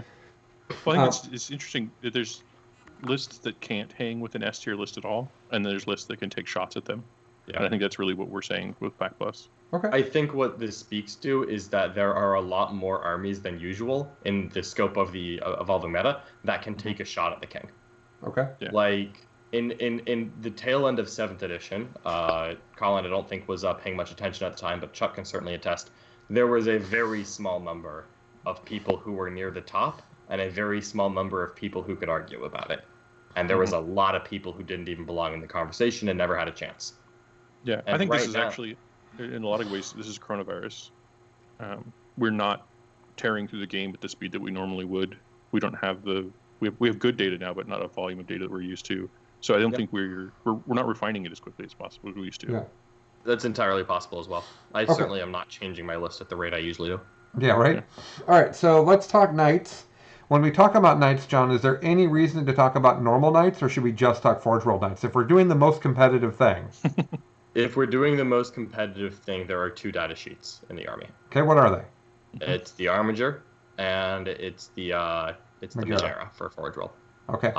It's I don't know if it's a Megara, or a Magara, okay. But it's not the third one. How about 2 minutes as to why those are the only 2 data sheets? Absolutely. Flat damage 3 at a better volume than you can get flat damage 2. Why would you take flat damage 2? You don't. End of story. If you get more flat damage 3 than anything else, take flat damage 3. But you have to have that invuln in simple. combat as well. You also want an invuln in combat, and if you're at it, you might as well ignore cover if it's free. So sure, yeah, ignore cover, flat damage 3 shooting, flat damage 3 combat. Like, the only gun in my army that's not like flat damage 3 and is like actually real is like D6 plus 2 in half range. So I just like, all right, fine, okay. Like you've got you got plenty of options there. For me, Knights is a Sex Panther army, where it's really good when it works, but you will run into scenarios where it flat out doesn't. Mm-hmm. And what are those scenarios like, John? When people can see you and you can't see them. If you play on good old-fashioned GW ruins, where there's 15 windows in every ruin, it doesn't matter when they're obscuring, but it matters a lot when you're not. Like on Nova L's, like Knights are actually terrifying. I've been playing with my Pure Imperial Knights. I have torn people up. I am 4-0 against players who top 8'd a Super Major in the last relevant season with Pure Imperial Knights. And like but like also like we have the conversation of like, yeah, well, if this scenario happens, what are you going to do? And the answer is I'm going to lose. Mm-hmm. Like I'm not telling you that I'm so big brain that I figured out a way to beat multi-melter retributes with Knights. I haven't. Yeah. But like when I don't play against that, like sunshine and roses. So Sisters, White Scars, basically, do they get trounced by the S tier? Is that what the deal is? No, actually, no. Knights are really good in the Marines. Okay. Like they get trounced. It's so anti-logic, but like Knights are actually good in the Marines. Because 3 damage they were flat. Do shooting trading with you, and then they got to shoot at you without trading because of the obscuring rule. That's the problem. And Marines don't have long enough range guns to hide behind a ruin with windows without touching it and still shoot at my knight before the knight gets to touch the ruin and see through it. But Melta That's Sisters a very do. specific. Melta Sisters do. Iron Strider las cannons do. Like there's a small number of guns that can do that. No, Eradicators are only 24, and that's not enough because I literally sit more than 24 from the ruin, and then I once I start closing, it gets scary. Okay. But there are problems for Knights for sure. I'll put them at pack because we've put too many pack pluses. But like Knights can be terrifying. Like I've seen Knights do hellacious amounts of damage in one turn. So I think if you know the terrain of the event you're going to, you can make a choice about whether they're going to be good or team not. format where you can potentially pick the table the Knight player's going on. Knights were bad and everyone forgot what made Knights good. And if you can get around that couple of problems and the Majera covers about 50% of it just by being itself, suddenly you can be terrifying. But still flaws. But I think we should add that if without Forge World, would we give Knights an F? Yes. So that's important because those Forge World Knights are expensive. And they're rare, and they're probably sold out. So, like, Forge World's a thing, right? Like, you can't presume that your meta is going to have people that have 3 Mageras. You can't presume that. In fact... I get to kit bashing. I don't know. Yeah, right? But I'm not preparing for that list at all. My Tyranid list doesn't want to play that, and I don't actually care, because I don't know how much we're going to see that. So, I would say pack is fine for Knights, and just so you guys know, if we had not had the Magera specifically, they'd be F tier. Just to put Knights where they go. Put them in their place. That's what we do. Guard. I'm going to do this one because I've played a bunch of Guard over the last few months. Guard are way better than you think they are, probably. If you're listening to this podcast, and because people think they're trash, they keep saying that they're trash, and every time we do anything with them, we're pleased. We put them into Hammer Out Cancer with someone who had no reps with the list. He got all the way to the final. Okay? The final, like he went all the way through. They won an RTT yesterday. They are ridiculously efficient shooting. Manticores with full payload are incredible. They do hit on 4s though, so as Chuck will tell you, sometimes they don't do anything. But they are a bunch of shots that can reroll shots that have blast and do 3 damage flat. There might be a thing called the Medusa Carriage Battery that Mitch is taking next weekend that is bonkers shooting for its points. Tank commanders with demolishers don't take battle cannons because you can take demolishers with increased range, and on the new tables you don't really need battle cannons. So demolisher cannons on tank commanders are great.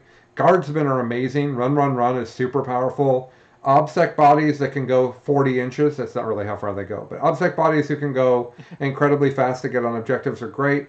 Conscript blobs where you can have 30 of them with a 4-up invul thanks to Inquisitor powers and Guard Psychic powers, those are really good. The plasma dudes that can outflank that we were playing with that are super cheap and just come in and blast you and cost almost no points, those are really good. I like chimeras.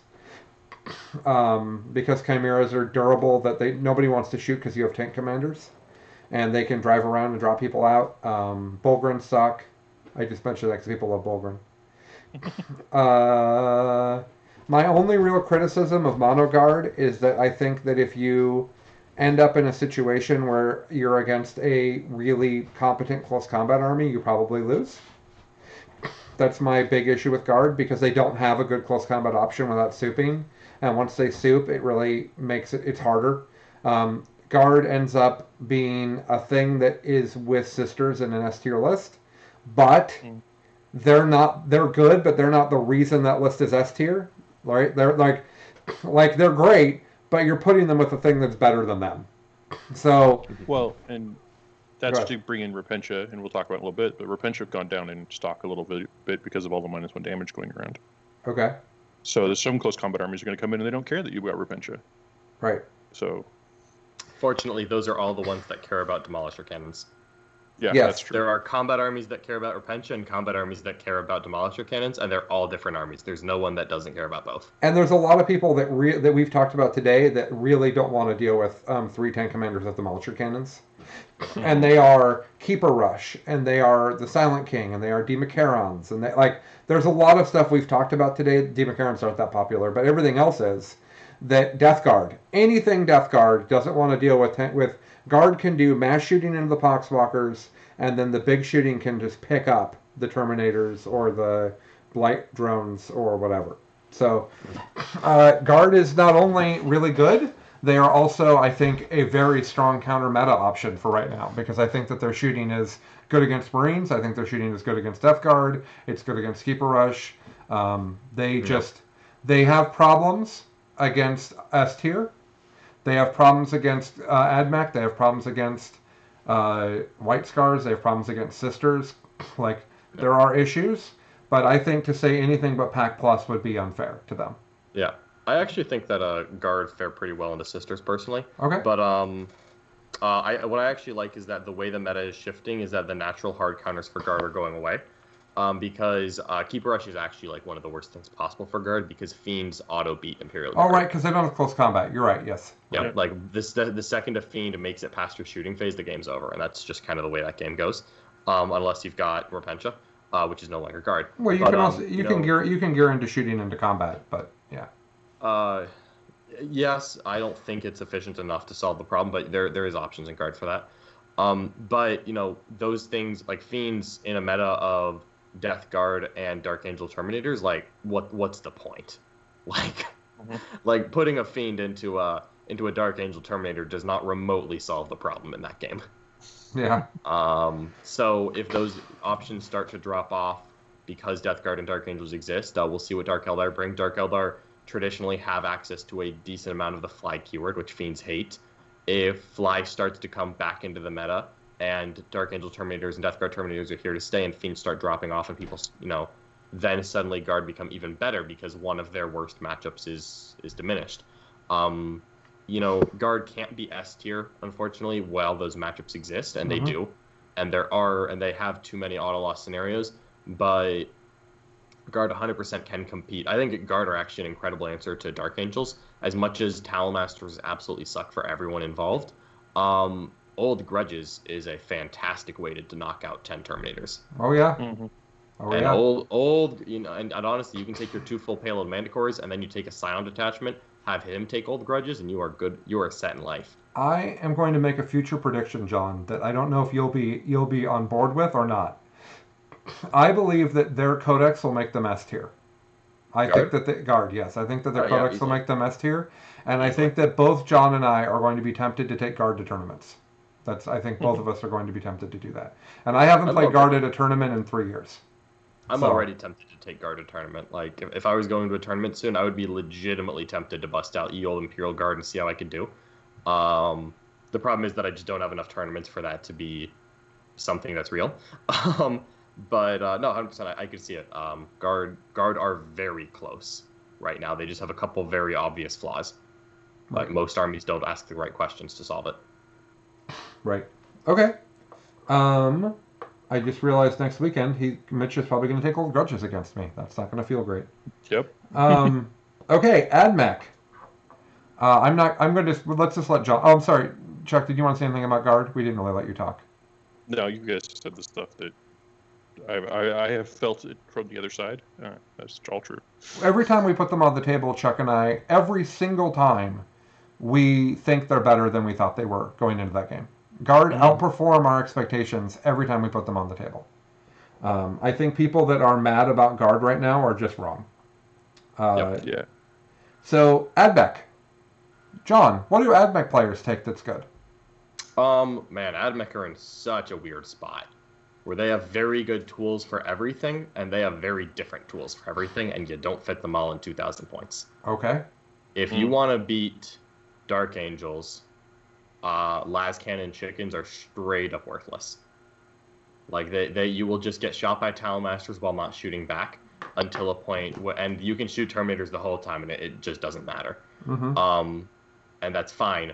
It's terrible. Same thing. Las cannon chickens don't kill Death Guard at anything approaching the correct rate to really get it done, which is unfortunate. But they just don't, and they die way too quickly in return, and you don't get enough points back when you make that kind of a play. But also, las cannon chickens can like completely end the existence of D Macarons and keep a rush. And if you go first against guard, you can just end guard. Knights, if you just go first against knights, you just end it.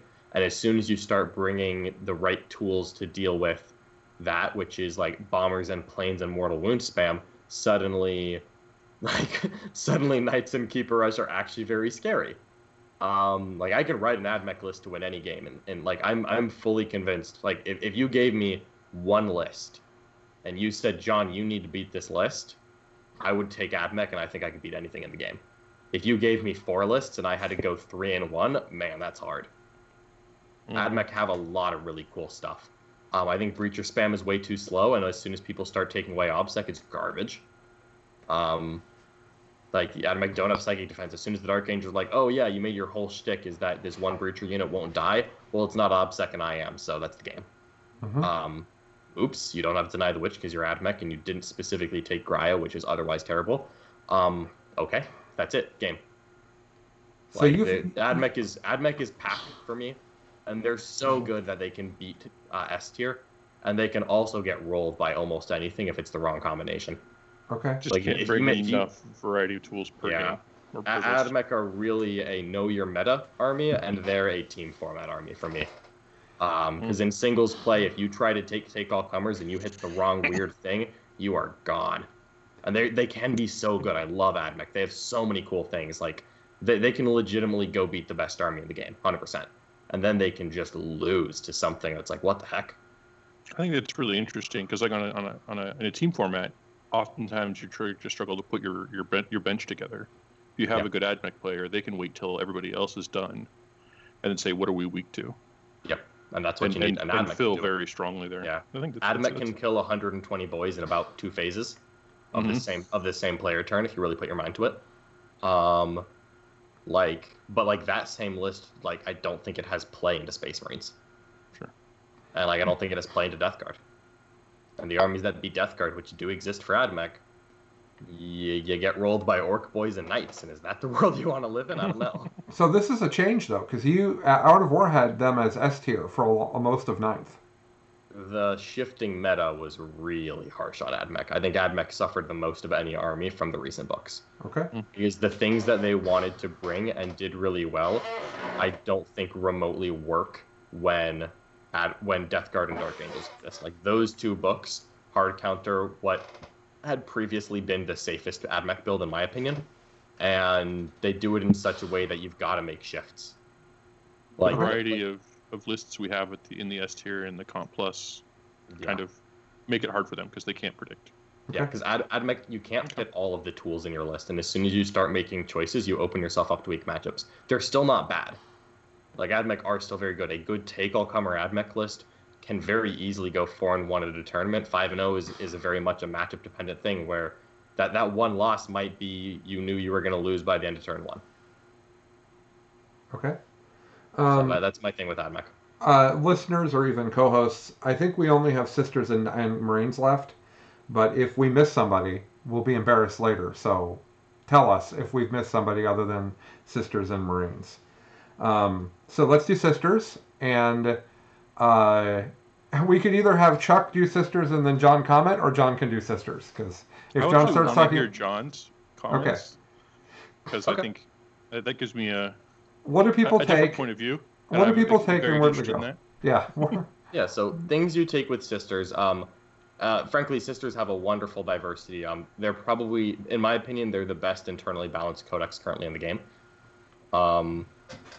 Like in internal balance, I think they're one of the best books in the game. Like period. Multi-melter retributors are very, very strong. They have multiple good close combat units. I think both Zephyrim and Repentia are very easy to justify in a competitive sisters army. They're very good at playing what we call the trading game, where you send one unit to do something and affect your opponent's score. It dies, you send another unit next turn. If you and your opponent trade back and forth, your trades will land more often than your opponent's because you have less failure points. Yours will do their job more often because you have very efficient units, and you have enough of them to trade for 5 turns. Sisters are very, very good at playing the trading game, as we call it. I do put them at S tier because I think that they... I don't think that they hit 50% in every matchup, but they hit 40%, which is my personal definition of S tier, in every single matchup, and they have legitimate gameplay into every other top tier army, with a couple of hard counters that are in their favor, such as Sisters into the big Chaos Monsters is laughable.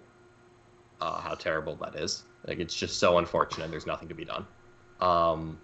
But Sisters are really good. They've got plenty of options. You can see competitive lists all over the place.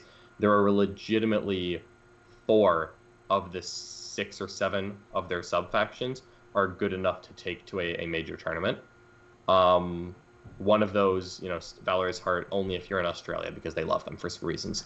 But, like, there are 3 of them that I legitimately would put into, like, I would consider for a top tier, I'm going to try to win this major list. Sisters are fantastic. They have wonderful tools, great models. Like, they are the complete package as far as factions in Warhammer go right now. Okay, and you only need one. They're fast. They can be. One unit is fast. They can be. No, they're just speed. They get to decide when they're fast, but they're just fast, and we've talked a lot about the fact that speed is king. If you are a very good player, speed is king. Yes, right. That's what the game becomes. So we're about to talk about. So that's our first S tier, and I will tell you that I know who John's other 2 S tiers are. I have a guess, and one of them is also fast. So the other one is not, but maybe I'll be surprised. Okay, time to talk about Marines. Sorry, go ahead. I'm gonna interrupt. No, you need to talk about sisters. Sorry, Chuck. Go ahead. The way John was talking about they have the ability to trade, and they can trade all the way through the entire game. So the first time I played sisters, I recognized this, and I've seen it throughout. I feel like I am playing Chaos Space Marines, but with a good army. The way that Chaos Space Marines worked back when you get all the way back to 4th or whatever, where I am coming out, I'm hitting you, and you're struggling to keep up with the missiles I'm sending. I feel like it felt very comfortable from the get-go. And then just on top of that, to sort of echo, I feel like their pieces are all very effective. And if you look at that list, right, you go Repentia, Zephyrim, and Retributors, that's a great... You have 3 units that are all omnipurpose, extremely powerful. But then you can also say Exorcists and Mortifiers and stuff. These sort of the secondary pieces are all also very good. You have a lot of choices of ways to build that army, which I think means it's going to stay here for a while, unless they do something to it, like points-wise or something, if it gets sunk that way. But it's going to hold and morph slightly very well to keep up with the meta as it goes. So. Well, they just did, right? They just did change the points, and it wasn't enough. Oh, it didn't even... My list doesn't even look different. It's not. Okay. Yeah, the introduction of more -1 damage stuff is more important than the points that they did. Yep. I think that the one... Oh, go ahead. No, you go, John. I think the one weakness Sisters have is their secondary game. But because you're Imperium and you can very easily add something like an Inquisitor, I don't think it's very hard to shore it up. It's just your first Sisters list, Baby's first Sisters list, is going to struggle to play secondaries because you want all of the toys, and you will eventually end up compromising to get to the right spot, and that's fine. Because I think a well-developed Sisters list can play the secondaries well enough, and they're good at playing primary as an army, that it's okay. But they do struggle a little bit on secondaries. think that's really smart because I never thought about it that way, but I do think every game I've lost with them, I've lost on secondaries. Yeah, that's usually what does it. Yeah. That's how I always beat them. Whenever I play a good Sisters player, because I've done it quite a lot. Every time I identify one of their secondaries, and the one that's easiest for me to tank without deviating from my game plan, I tank one of their secondaries and I outscore them and just call it a day. And suddenly they have to break off their missile trading thing, and the second they do that, they get eviscerated. Well, I wish you hadn't said that out loud, but all right. Yeah. Yeah, because that sure seems like relevant advice for me to have. Yeah. Yeah, I saw Colin Space light up. He's like, oh, okay. Well, it's just it's a great way of just putting like it that I hadn't thought about. And so Yeah. Chuck and I played a game, and we've been going on forever, but this is really relevant. So Chuck and I played a game on stream, the one I told you guys to go watch, which is Dark Angels and Sisters. And I don't lose anything, basically, in my army. I think I lost 4 models Attack or bikes. 7 models the whole game. And I thought I was holding the board, and I thought I was doing so well that I basically stopped paying attention to the points, and Chuck beat me. And what I took away from that was, we both made mistakes. It was a learning game. But what I took away from that was, both of us maxed the primary, and I fell short on secondary. And thinking of 9th edition that way is really important, right? Like, it didn't matter that I was killing Chuck. It didn't. Chuck went to used his speed, which he only has sometimes, but it was enough to basically hold the board. He got crazy points on engage. He held the objectives better than me, and in the end, he won by like 5 or 10. In part because I didn't kill his when we stands on the final turn of the game. But like, he did the secondaries better than me and won the game because of it, and that's a really important thing to realize when you're thinking about matchups. So good takeaway. Okay. Everybody agrees Sisters are S tier. I will tell you that if I owned no 40k models, and you said, okay, Colin, you need to buy an army for LVO, it's in a month, I will tell you that I would take Sisters. I think that White Scars might be better, but man, are Sisters neat. Sisters, or as I like to call them, better written Gene Stealer Cult. Because that's how they feel to me. So, Sisters. And I'm not going to play Sisters because Chuck playing the army that I think is that cool only makes me a better practice opponent. So, Marines. Let's start with all of the shooting Marines together. So, we're talking Salamanders, we're talking Deathwatch, Ultramarines, the gun guys.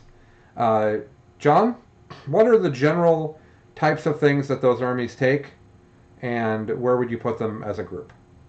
Yeah, I mean, generally you look at units like Redemptors, Aggressors, there's always going to be common, your chapter's thing. Unless you're Space Wolves, you have a good chapter-specific unit or character that you want to take. Attack Bikes, and Plasma Inceptors. Frankly, a shooting Space Marine army is a bit misleading because shooting Space Marines happen to also be good Space Marines that aren't as good as getting there. They're just good melee still because you are a Space Marine. Like my Ultramarine Intercessors with a Chainsword on the Sergeant put out 26 attacks when I charge you. Surprise. You thought I was a shooting army. But still, they're very good. The problem is that when you try to build a shooting army, you need to be better at it than your opponent, and there's no guarantee of that. That's very much a meta thing, where when people don't build shooting armies, Marine shooting armies are real good. But frankly, if you line up 2,000 points of guard, 2,000 points of Space Marines, and you sit on the other side and pew, pew, pew, pew, pew each other, you might just lose because you run out of stuff. Guard can just straight up, I'm going to shoot you, you're going to shoot me, I'm going to run out of models at some point, and you're going to run out of models right before that. And that's bad for Space Marines. Shooting Space Marines are very good. They're easily, pack plus. But I think that the shooting elements of Space Marines, as good as they are, fall a little bit below the melee versions and a little bit below Sisters as well. I actually thought shooting Space Marines were going to be really good when the Forge World book came out. Unfortunately, in the time between me actually getting around to buying Sikaran Omegas, which I haven't done yet, and the Death Guard Codex coming out, I realized that is not what I wanted to do anymore. Okay. Because not only are Death Guard, pretty resistant to Sikaran Omegas, It's as soon as that they came out, everyone started digging around for multi-melt attack bikes that they had in the back closet, and suddenly I didn't want to bring shooty Space Marines anymore. Okay. Yeah. Do Deathwatch belong with them? I think Deathwatch are Pack Plus. I don't have any problem with that, but Deathwatch take different stuff than everybody else. Deathwatch do it in a much more unique and flavorful way than other Space Marines. Deathwatch are really cool. But in the end, they focus on board control and shooting, because Space Marines are never a pure gun line. Like, they haven't been a pure gun line in over 2 years. Sure, but these ones that were put together have more shooty focused rules. That's why I put them together. Yeah, Deathwatch do that. They've got tricks, they've got jank, they're very cool, but they're not a melee. They're not one of the main 4 melee by any stretch. They belong here more than anywhere else. They're good. Pack Plus easily. You can argue for S tier for the best of the Space Marines because they're still Space Marines. Well, I think the problem with they're that distinctly worse, I think, than the other alternative. I think all these armies have a pretty big problem, which is that Space Marines don't have good indirect fire anymore. No, they do not. And so if somebody has full payload mana cores, or they have Hive Guard, and I'm not sure, or Plague Burst Crawlers, honestly, that's a problem for you over the course of the game. If you're not able to go and jump on those things like White Scars or Blood Angels would be able to, I think that makes you have a really bad matchup, and that's why these armies to me are Pack Plus and not S tier. That's why I feel that way. Is because that's a very good counter that. And also, you could just get outgunned, like John said. You can just go into something like AdMech and go second and just Mm-hmm. So, Chuck, anything to add before we move on? I guess what I would do is, I agree with that rating. I would put Deathwatch at the top of that pile because I think they have more speed than the other shooting Marines. Okay.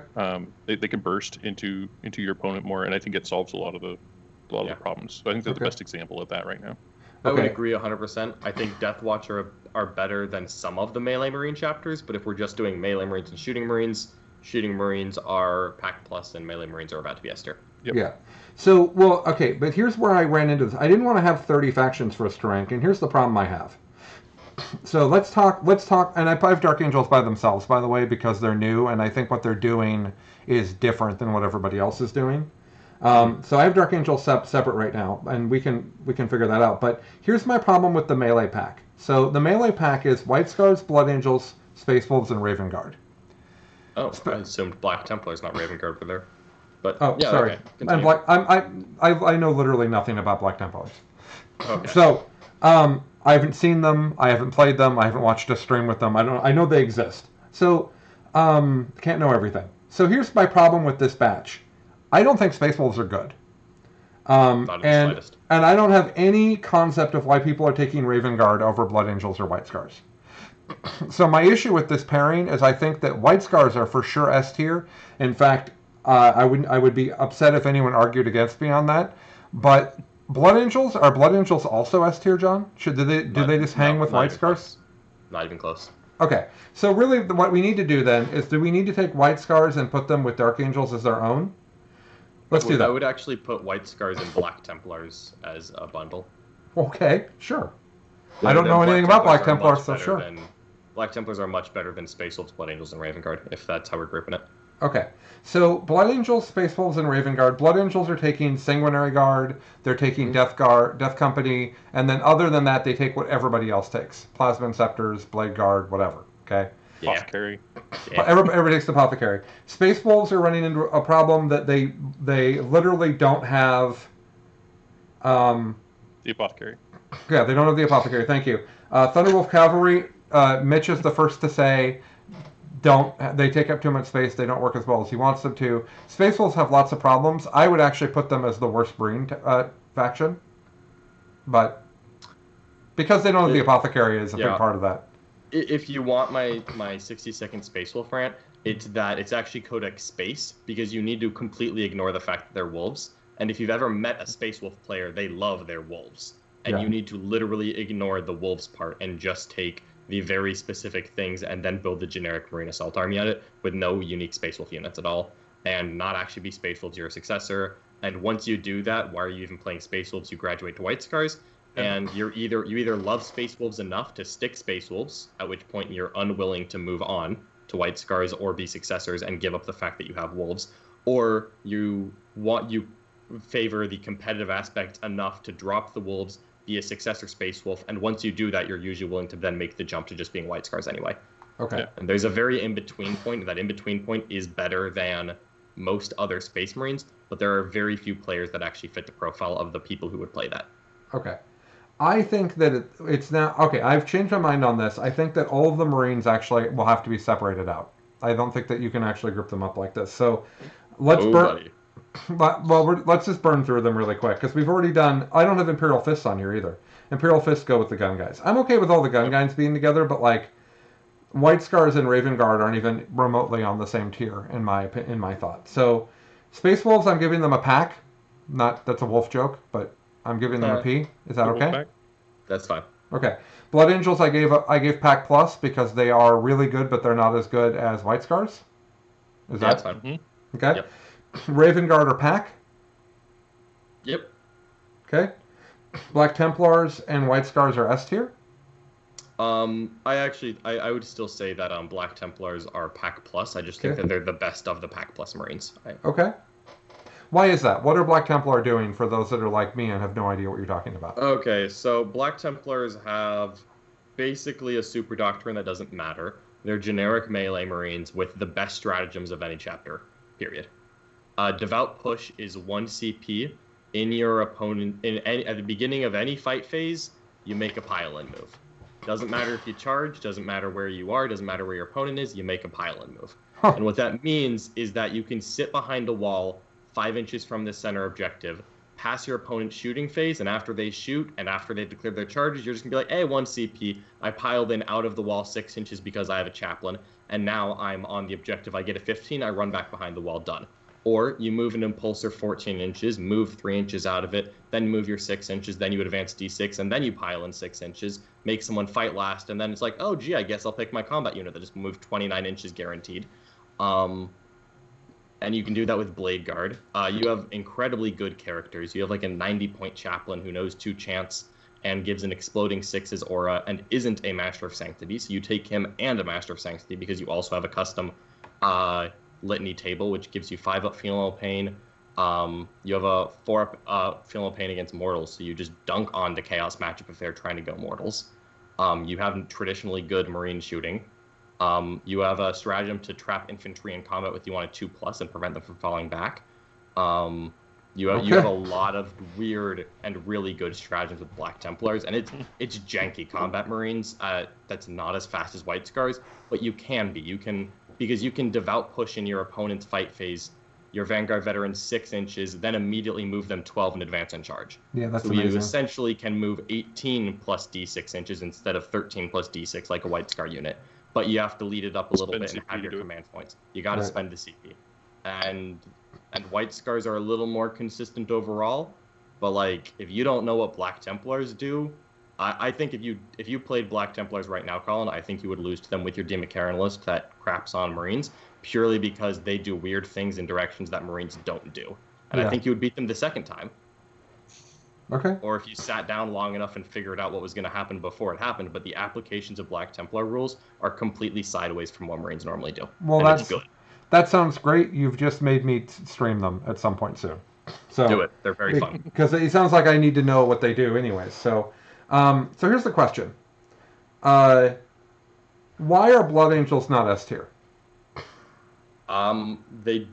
They don't have the options that White Scars have. When you put them head-to-head in an optimal scenario, Blood Angels can be better than Scars, but as soon as you take them out of Plan A, they are so much worse. Okay. They can't fall back and shoot, they can't fall back and charge, except for a character with a relic that you didn't actually take because it's not one of your good relics. +1 to wound is garbage when there is wound on a flat 4+ in the game. They really, like, their unique unit is good, but flat 2 damage, melee units kind of lose their luster into -1 damage meta.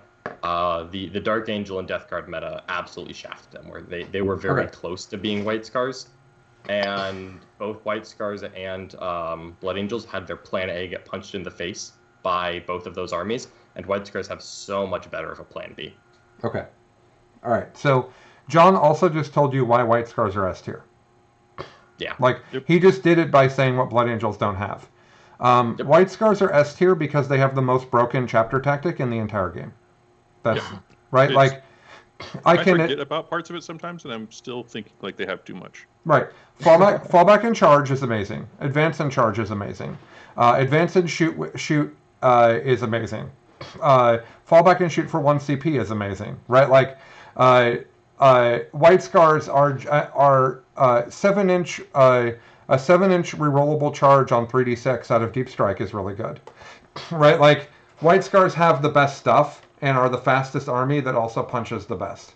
So. And they get +1 damage. And they get +1 damage on turn 3 in case your opponent isn't dead yet.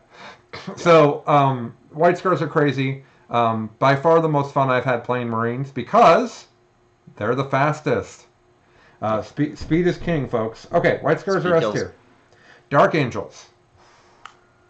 Dark Angels are different and deserve to be spoken about differently because what Dark Angels are doing, and people are doing other things like super efficient gun lines and stuff, but what I've been most impressed with is super crazy durable thing that holds the board while they shoot you and punch you and you can't engage with them. So you have to be on the outskirts of the board trying to play the mission because you literally can't engage with them. That's what I've seen from them so far. John, where do you think that puts them? Where do you think they go? So Dark Angels are definitely S tier. What they do best as an army is non-interaction and disincentivizing interaction from the opponent. Where what Dark Angels do best is they put one thing forward that is way too much effort to kill. Like, can you kill 10 transhuman, 1-up armor, 4-up invuln, 6-up feel no pain, -1 damage, healing a model a turn unit? Like, theoretically, yes. Do you want to? Is it worth the risk? 98% of the time, no. Can you then kill the characters behind that can't be targeted by shooting attacks? No. Like, not only can they not be targeted because the characters, they also can't be targeted by ranged attacks, just in case you brought snipers. Right, because there's bodyguards. Because they're bodyguards. Like, it very quickly becomes it's not worth interacting with them. Their secondaries do not require interaction. They literally, they might as well have reprinted While We Stand We Fight into the darn book. Like, While We Stand We Fight and Stubborn Defiance, when you build for it, is basically a 30-point secondaries, and the last one is a secret. You'll find out on turn 5 how many points I get, so you might as well just assume it's a 15. Like, there's so much. Like, they score without interaction better than any army in the game, not even close. Death Guard, like, came out and were the best at it for about 2 weeks, and suddenly Dark Angels did it better. Yeah. And all Dark Angels are is you can't interact with me. I'm interacting with you a little bit, not as much as most armies, frankly, but I'm doing it well enough. And also, if you try to force the issue and interact with me, I have a sucker punch from hell just waiting. Just waiting. Like, it's not gonna connect unless you try to play with me, but the second you do, it's gonna hurt. And if you don't, you're gonna lose by 10 points. Right. Chuck, you've played against them. What would you add? Not much. Mostly just to reinforce the simplicity that it is a ball of unkillable things that stands on the objectives. It's going to score its points. And it says to you, hey, come over here and do something about this, or I am going to win. And you add on to that kind of the flexibility. Like, I look at it like, so we mentioned they get the 10 Terminators, you got all the characters piled in there, and you got your 2 Talon Masters behind it. With my sister's army, I can come out of my space, and I can hammer that Terminator unit, and I can kill it. That's possible. But then you have 3 attack bikes and 2 Ravenwing Landspeeders and all this other stuff. It's just going to go crazy on me, and I'm dead. So I have to expose my army to being wrecked in order to defeat that 10-man unit, which isn't your army. And then your reprisal is just the end, right? Mm-hmm. I think so. Of course, there's a trading game, and then if I'm trading or if I'm just trying to wear you down, the Apothecary ruins that. Yep. Yeah. So I have to use space. I think that's spot on. I think that's wonderfully put. I wish I had said that actually. What I would add though is that I've been helping people with Dark Angels lists and they're losing games. So what I would tell you is it is deceptively high skill to play Dark Angels. So it's not as straightforward as you think it is, because if you play against somebody who understands your trick and knows how to play the mission, you better know what you're doing. So what I would tell you is, If you're worried about Dark Angels and you think they've broken the game, get a bunch of reps into them so that when you run into them at a tournament, you are the better practice, smarter player, and I think you'll be pleased. I think they are S tier, but I think that there's an ability to outplay people that aren't S tier players that are playing them. Which I think, what do we call that? It's a high ceiling, but a high floor as well, is what I think is Dark Angels. I don't think you can push your shit forward to the middle of the table and win every game. Like Triptide, when I was playing Triptide, there were games where I could move the Riptides to the middle of the table with all the drones and just win the game, and I didn't have to think about anything, and the game was over, right? That's not Dark Angels in any matchup. It can be. I guess it could be. But if you try to do it every time, you're gonna find out too late which game wasn't the right one to do that. Right. I think the part of the skills is you have to position very, very carefully. Mm-hmm. Like I see a lot of new players who play with this sort of thing, and they'll leave a character out to a side or something like that. And if I can go pick off a piece, right? If you ever give me a chance to do something to that guy with the banner, or even just kill one of the Talon Masters, that makes a huge difference in what my game looks like. So if you ever have a chink in your armor, and your opponent takes advantage of it, I think that's a path to losing. Well, that game we played, Chuck, I forgot the Repentia were in the building across the table, and my banner guy, I thought he was safe, and Repentia rolled hot on their advance. And then suddenly I lost the game because of it. Like, you're absolutely right.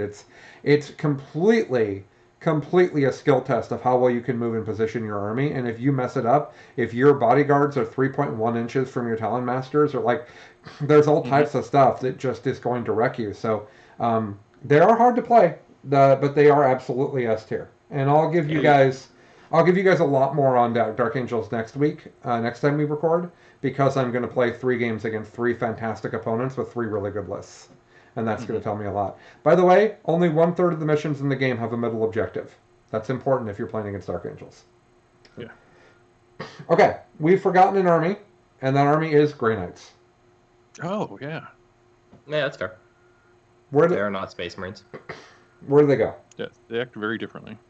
I mean, I caught myself about to say Pack Plus. They can be Pack Plus. They might just be Pack, honestly. Grey Knights are very good. They have a nice high ceiling where you see, the Richard Sievler, Eric Lathuris of the world. You can take Grey Knights and do very well. Frankly, I think that they basically are relevant because of their shooting tide, which is +1 strength and damage to psi weapons or bolt weapons that you turn into psi weapons with a stratagem in this current tide. And that puts out an absolutely ridiculous amount of firepower into the right thing. But as always, they do have some struggle matchups where a lot of the psi weapons are pretty good strength and AP 1, and you need a chaplain and ignore cover to get better than that. And the 1 unit is getting those buffs a turn. And when you try to kill multiple Storm Shield units in cover, you quickly find out that you kill 1. Really dead. You kill 1 really dead. And the second one is wounded to the point that an apothecary extended its charge range by 3.5 inches. Cool. Right? I think they're well positioned. Like, to me, if they look like what they look like now, but they just get the power level bump of a codex, I think they're going to be an amazing list. Oh yeah. If they just get if they get +3 points and a second wound, oh boy, suddenly they're great. Okay. But there are too many damage 1 spam and mortal wound spam things that actually solve the problem. And besides psychic powers, because obviously they have strong denied witch, I've seen Grey Knights absolutely run over traditional Necron armies that don't rely on really high save for their defense, because they put out ludicrous amounts of firepower when they need to. Again, we want to reference some units they can take. I still like 1 troop Terminator squad, 1 10-man, and 2 strike squads in a battalion, but the Purifier squads and Purgation squads that are just spamming psi weapons, like literally 30 Purifiers with 4 special weapons in each squad, and then you combat squad, 15 Purifier squads. No.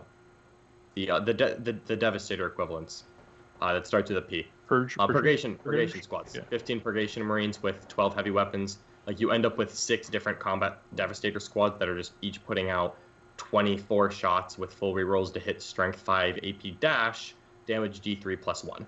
And it's so many shots, and so many armies get rickrolled by that. But then you find the couple that don't, and that's really bad when your one shtick doesn't work. Yeah. I think I have that army in a closet somewhere.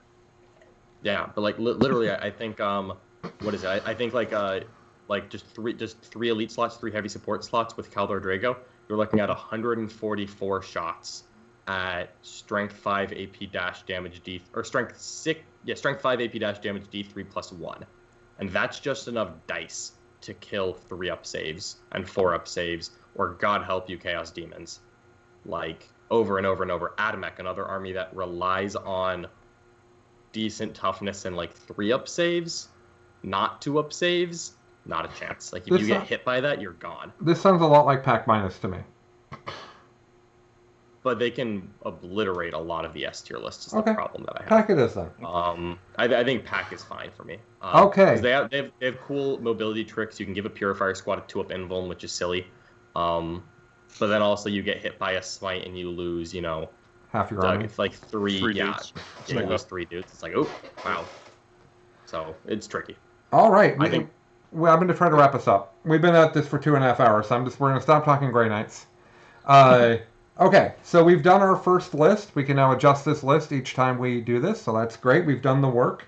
This is the Show Your Work podcast, as we've talked about before. Here's what we've come up with. S tier. S tier is armies that have a winnable game in any deployment, mission, doesn't matter who goes first, any terrain against any opponent. That doesn't mean that they're most likely to win. It just means they have a winnable game. S tier, we said White Scars, Sisters, and Dark Angels. And that's it. That's all the S tier we had. Pack Plus, Pack is everybody that can win a major, that can do well. If you take the right stuff, you're competitive. But you're not as good as what we just described for S tier. Pack Plus, we have Harleys, we have Necrons, we have Tyranids. We have Death Guard. We have Chaos Soup. We also have Blood Angels, Black Templars, and Custodies, and Imperial Guard. For Pack, which would be slightly worse than Pack Plus, we have Dark Eldar. We have Orcs, Demons, Chaos Demons rather, Grey Knights, Space Wolves, Raven Guard. How bad does it feel to be a Marine chapter and be in Pack, by the way? Poor Space Wolves. Mm-hmm. That's the bottom floor though for them. So AdMac, which we let John kind of overrule what I was thinking on AdMac, which was Pack Plus. John said Pack, so AdMac, and the Knights are Pack unless you only take normal Knights, and then they're F. And then Pack Minus, we had Chaos Knights, and I think that's the only Pack Minus. I don't see another Pack Minus. And then F tier, which is if the best players in the world took this faction with the best list they could come up with to a very important tournament, could they win? If the answer is absolutely not, your F tier. And shockingly, Craft-Rolled Eldar are there, which just, now that we've done all of the factions and explained where they're all at, I have to say, as someone who's paid attention to 40k long enough to know how long they were S tier, right? Well, I think this is their first time in F tier. Okay, in 20 years? No, in it forever. Okay. They were S tier or A plus tier or P plus tier in our version forever, right? Yeah. So yeah, Craft-Rolled Eldar F tier. Sorry, Craft-Rolled Eldar. Gene Stealer Cult F tier, and then also Tau F tier, which is all very surprising. So I want to hear if each of you guys give. Now that I've read that out loud, I'm curious to hear you guys' kind of takeaways from doing this work. My big takeaway is that the meta is much closer together than people think it is. I think Craft-Rolled Eldar being F tier is a big mistake for Games Workshop. I know from 2 store owners that I'm friends with that Craft-Rolled Eldar is the second best seller for both of them, right behind Marines.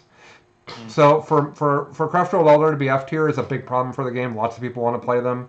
The fact that they're in with the rest of the elves that don't have an S tier option, that doesn't seem great. The fact that only Imperium has S tier options doesn't seem great.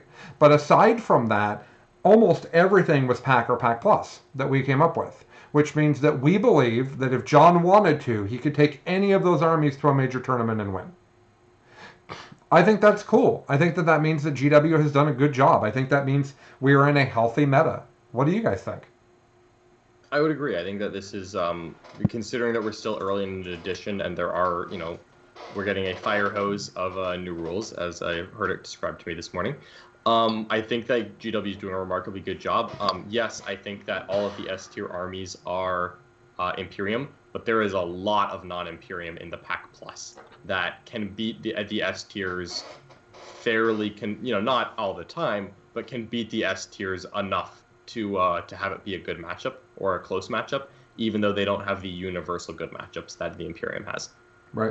But there's like 4 or 5 different Chaos and Xenos armies that can easily stay in striking distance of the best Imperium armies in the game. It's just that the Imperium is in striking distance of all of them, and those armies have another bad matchup somewhere in that Pack Plus bracket. Mm-hmm. I look at it from if I was trying to play Chaos right now, what would I do? And I'd be focused on how am I going to take out these S tier lists? Like, can I make something that has a battle plan against them that gives me tools to then play the rest of the games? And I think when you're in the middle pack territory, that's the kind of thing you want to be looking at. It's like, okay, so this is where I'm at. I'm going to have to win on skill with the rest of my games, and then I need to bring tools specifically for taking out the top level. The fact that the top level is all Imperium, and the Slanesh banner is the Death of the False Emperor on 5s, really comes together, right? Yep. So look at that. Emperor's Children are your tool, that kind of thing. You want to be looking that same way with the rest of your lists. I know that's a lot like the list I was talking about with Seth, with the orcs, with all the buggies. He bought buggies that would kill these armies, right? Like the buggy choices is looking at that S tier and saying, how am I going to handle these situations? I'd also comment that people think that if you have your codex, you're S tier in 9th, and if you don't, you're not. And what we just did, the exercise we just did, says no. Like Dark Angels, yeah. Dark Angels, yes. But other than that, a bunch of the people who have codexes are Pack or Pack Plus on this list from 9th edition. Death Guard are one of the people who have gotten a codex. Necrons have gotten a codex. Neither of them are S tier. Sister's book was in 8th. Their S tier. White Scar Supplement was in 8th. I'd claim but that's book... a 9th edition codex.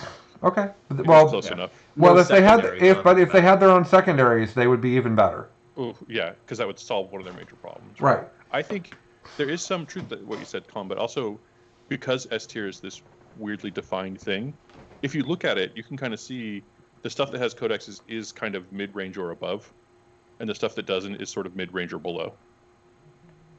So there's definitely a divide in the haves and the have-nots there. So I think there's some real complication, but I think that's also been true every time there's been a new edition. So it's not special. It's just that's the way it goes. We'll get through it, and that's part of the fun, though. If the game was just sort of here it is, and there wasn't anything to follow, what would we be talking about? What would we be adapting to? We all own an army. We'd be like, great, my army's balanced. Get everybody else's army. I go and I play. We wouldn't have anything to do in between games. So right. It's good in a way. No, I think the meta's in a good spot. So what I'm going to do is I'm going to put this into a spreadsheet, and I'm going to make that spreadsheet publicly available, and you guys can take a look at it, and then we will release a new version of that spreadsheet, probably about every 3 months, depending on how quickly rules come out. But I play a game called Star Wars Galaxy of Heroes, where my favorite guy does a tier list of teams every 3 months, and I watch the heck out of that. I don't watch the rest of his content, and I watch that. So I was watching that, and I was thinking, well, yeah, okay. This is stuff people wanted to hear, and I think we did a good job of being the Show Your Work podcast. We didn't say, this is S tier cuz. We said, this is S tier for these specific reasons, and this is the things you take, and if you are not S tier, this is the things you take. So I think we did a good job. I'm pleased with that. I do want to give a shout-out that is unusual for me. I want to tell you guys to go buy a thing that we are not sponsored by, and in no way will I be rewarded for this. I have spent 100 hours over the past month or two playing the computer game Warhammer 40k Gladius. It is the best. I've played, I think, almost every video game. I like the newest Blood Bowl a lot for the GW products turned into video games. I have never liked anything from a 40k video game. I've never liked anything as much as I'm enjoying Gladius. It's basically Civilization without politics with 40k.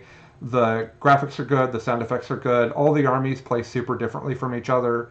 They did a good job of that. The armies have incredible amounts of depth of lore. We're playing it to the degree where I'm wondering if I should start streaming it. So, because we're playing it a ton. So I just wanted to give that game a shout out. You can find it on Steam. Sometimes it goes on sale on the cheap. Warhammer 40,000 Gladius. I love it enough that I felt silly not telling you all about how much I like it. So give it a go. And that's what we've got. Thank you so much, John Lennon from The Art of War. The Art of War 40K is where you find John Lennon. I don't think you need to explain what the Art of War is. We've explained it on so many episodes. They do the best streams. John, in particular, does a fantastic job of talking through why he's doing the things he's doing. Just wonderful. Specifically, if you can get John to play a list you created, you'll find that very educational. That's what I've been in this last week, watching John play a thing that I made. Art of War, easily our favorite group of people to promote. Please give them a look. If you want coaching, go there. Their videos are fantastic. Go do everything you can to support them. I was on the Art of War podcast this week. Give it a listen. I appreciate that. I was also on the Exterminatus podcast, specifically talking about streaming and how to make it better. Wonderful conversation that I got a lot out of, and you will see me implement the things that we came up with. That's us for this week. We'll be back in 2 weeks, but next week we'll be streaming all day Saturday, and we'd like you to join us. Thank you, John, for the almost 3 hours of podcasting. I really appreciate it.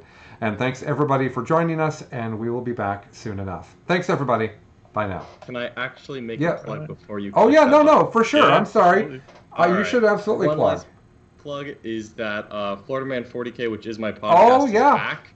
And it's great. Back. We took quite the hiatus. We are back with a new crew, new co-hosts. We just finished recording episode 3 of season 2, literally about an hour before I hopped onto this one. Been a busy morning for me, but I got a lot of stuff built. Check it out. That's completely free. No Patreon, but you can find us on Facebook, YouTube, Podbean, all the places that you like to listen to podcasts. Come check us out. It's really fun, and we're just having a good time talking about 40K.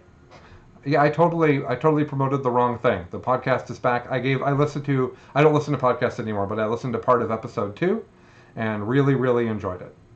So please support the people that do good podcasts. There's lots of bad podcasts that you can stop listening to make room for the good podcasts.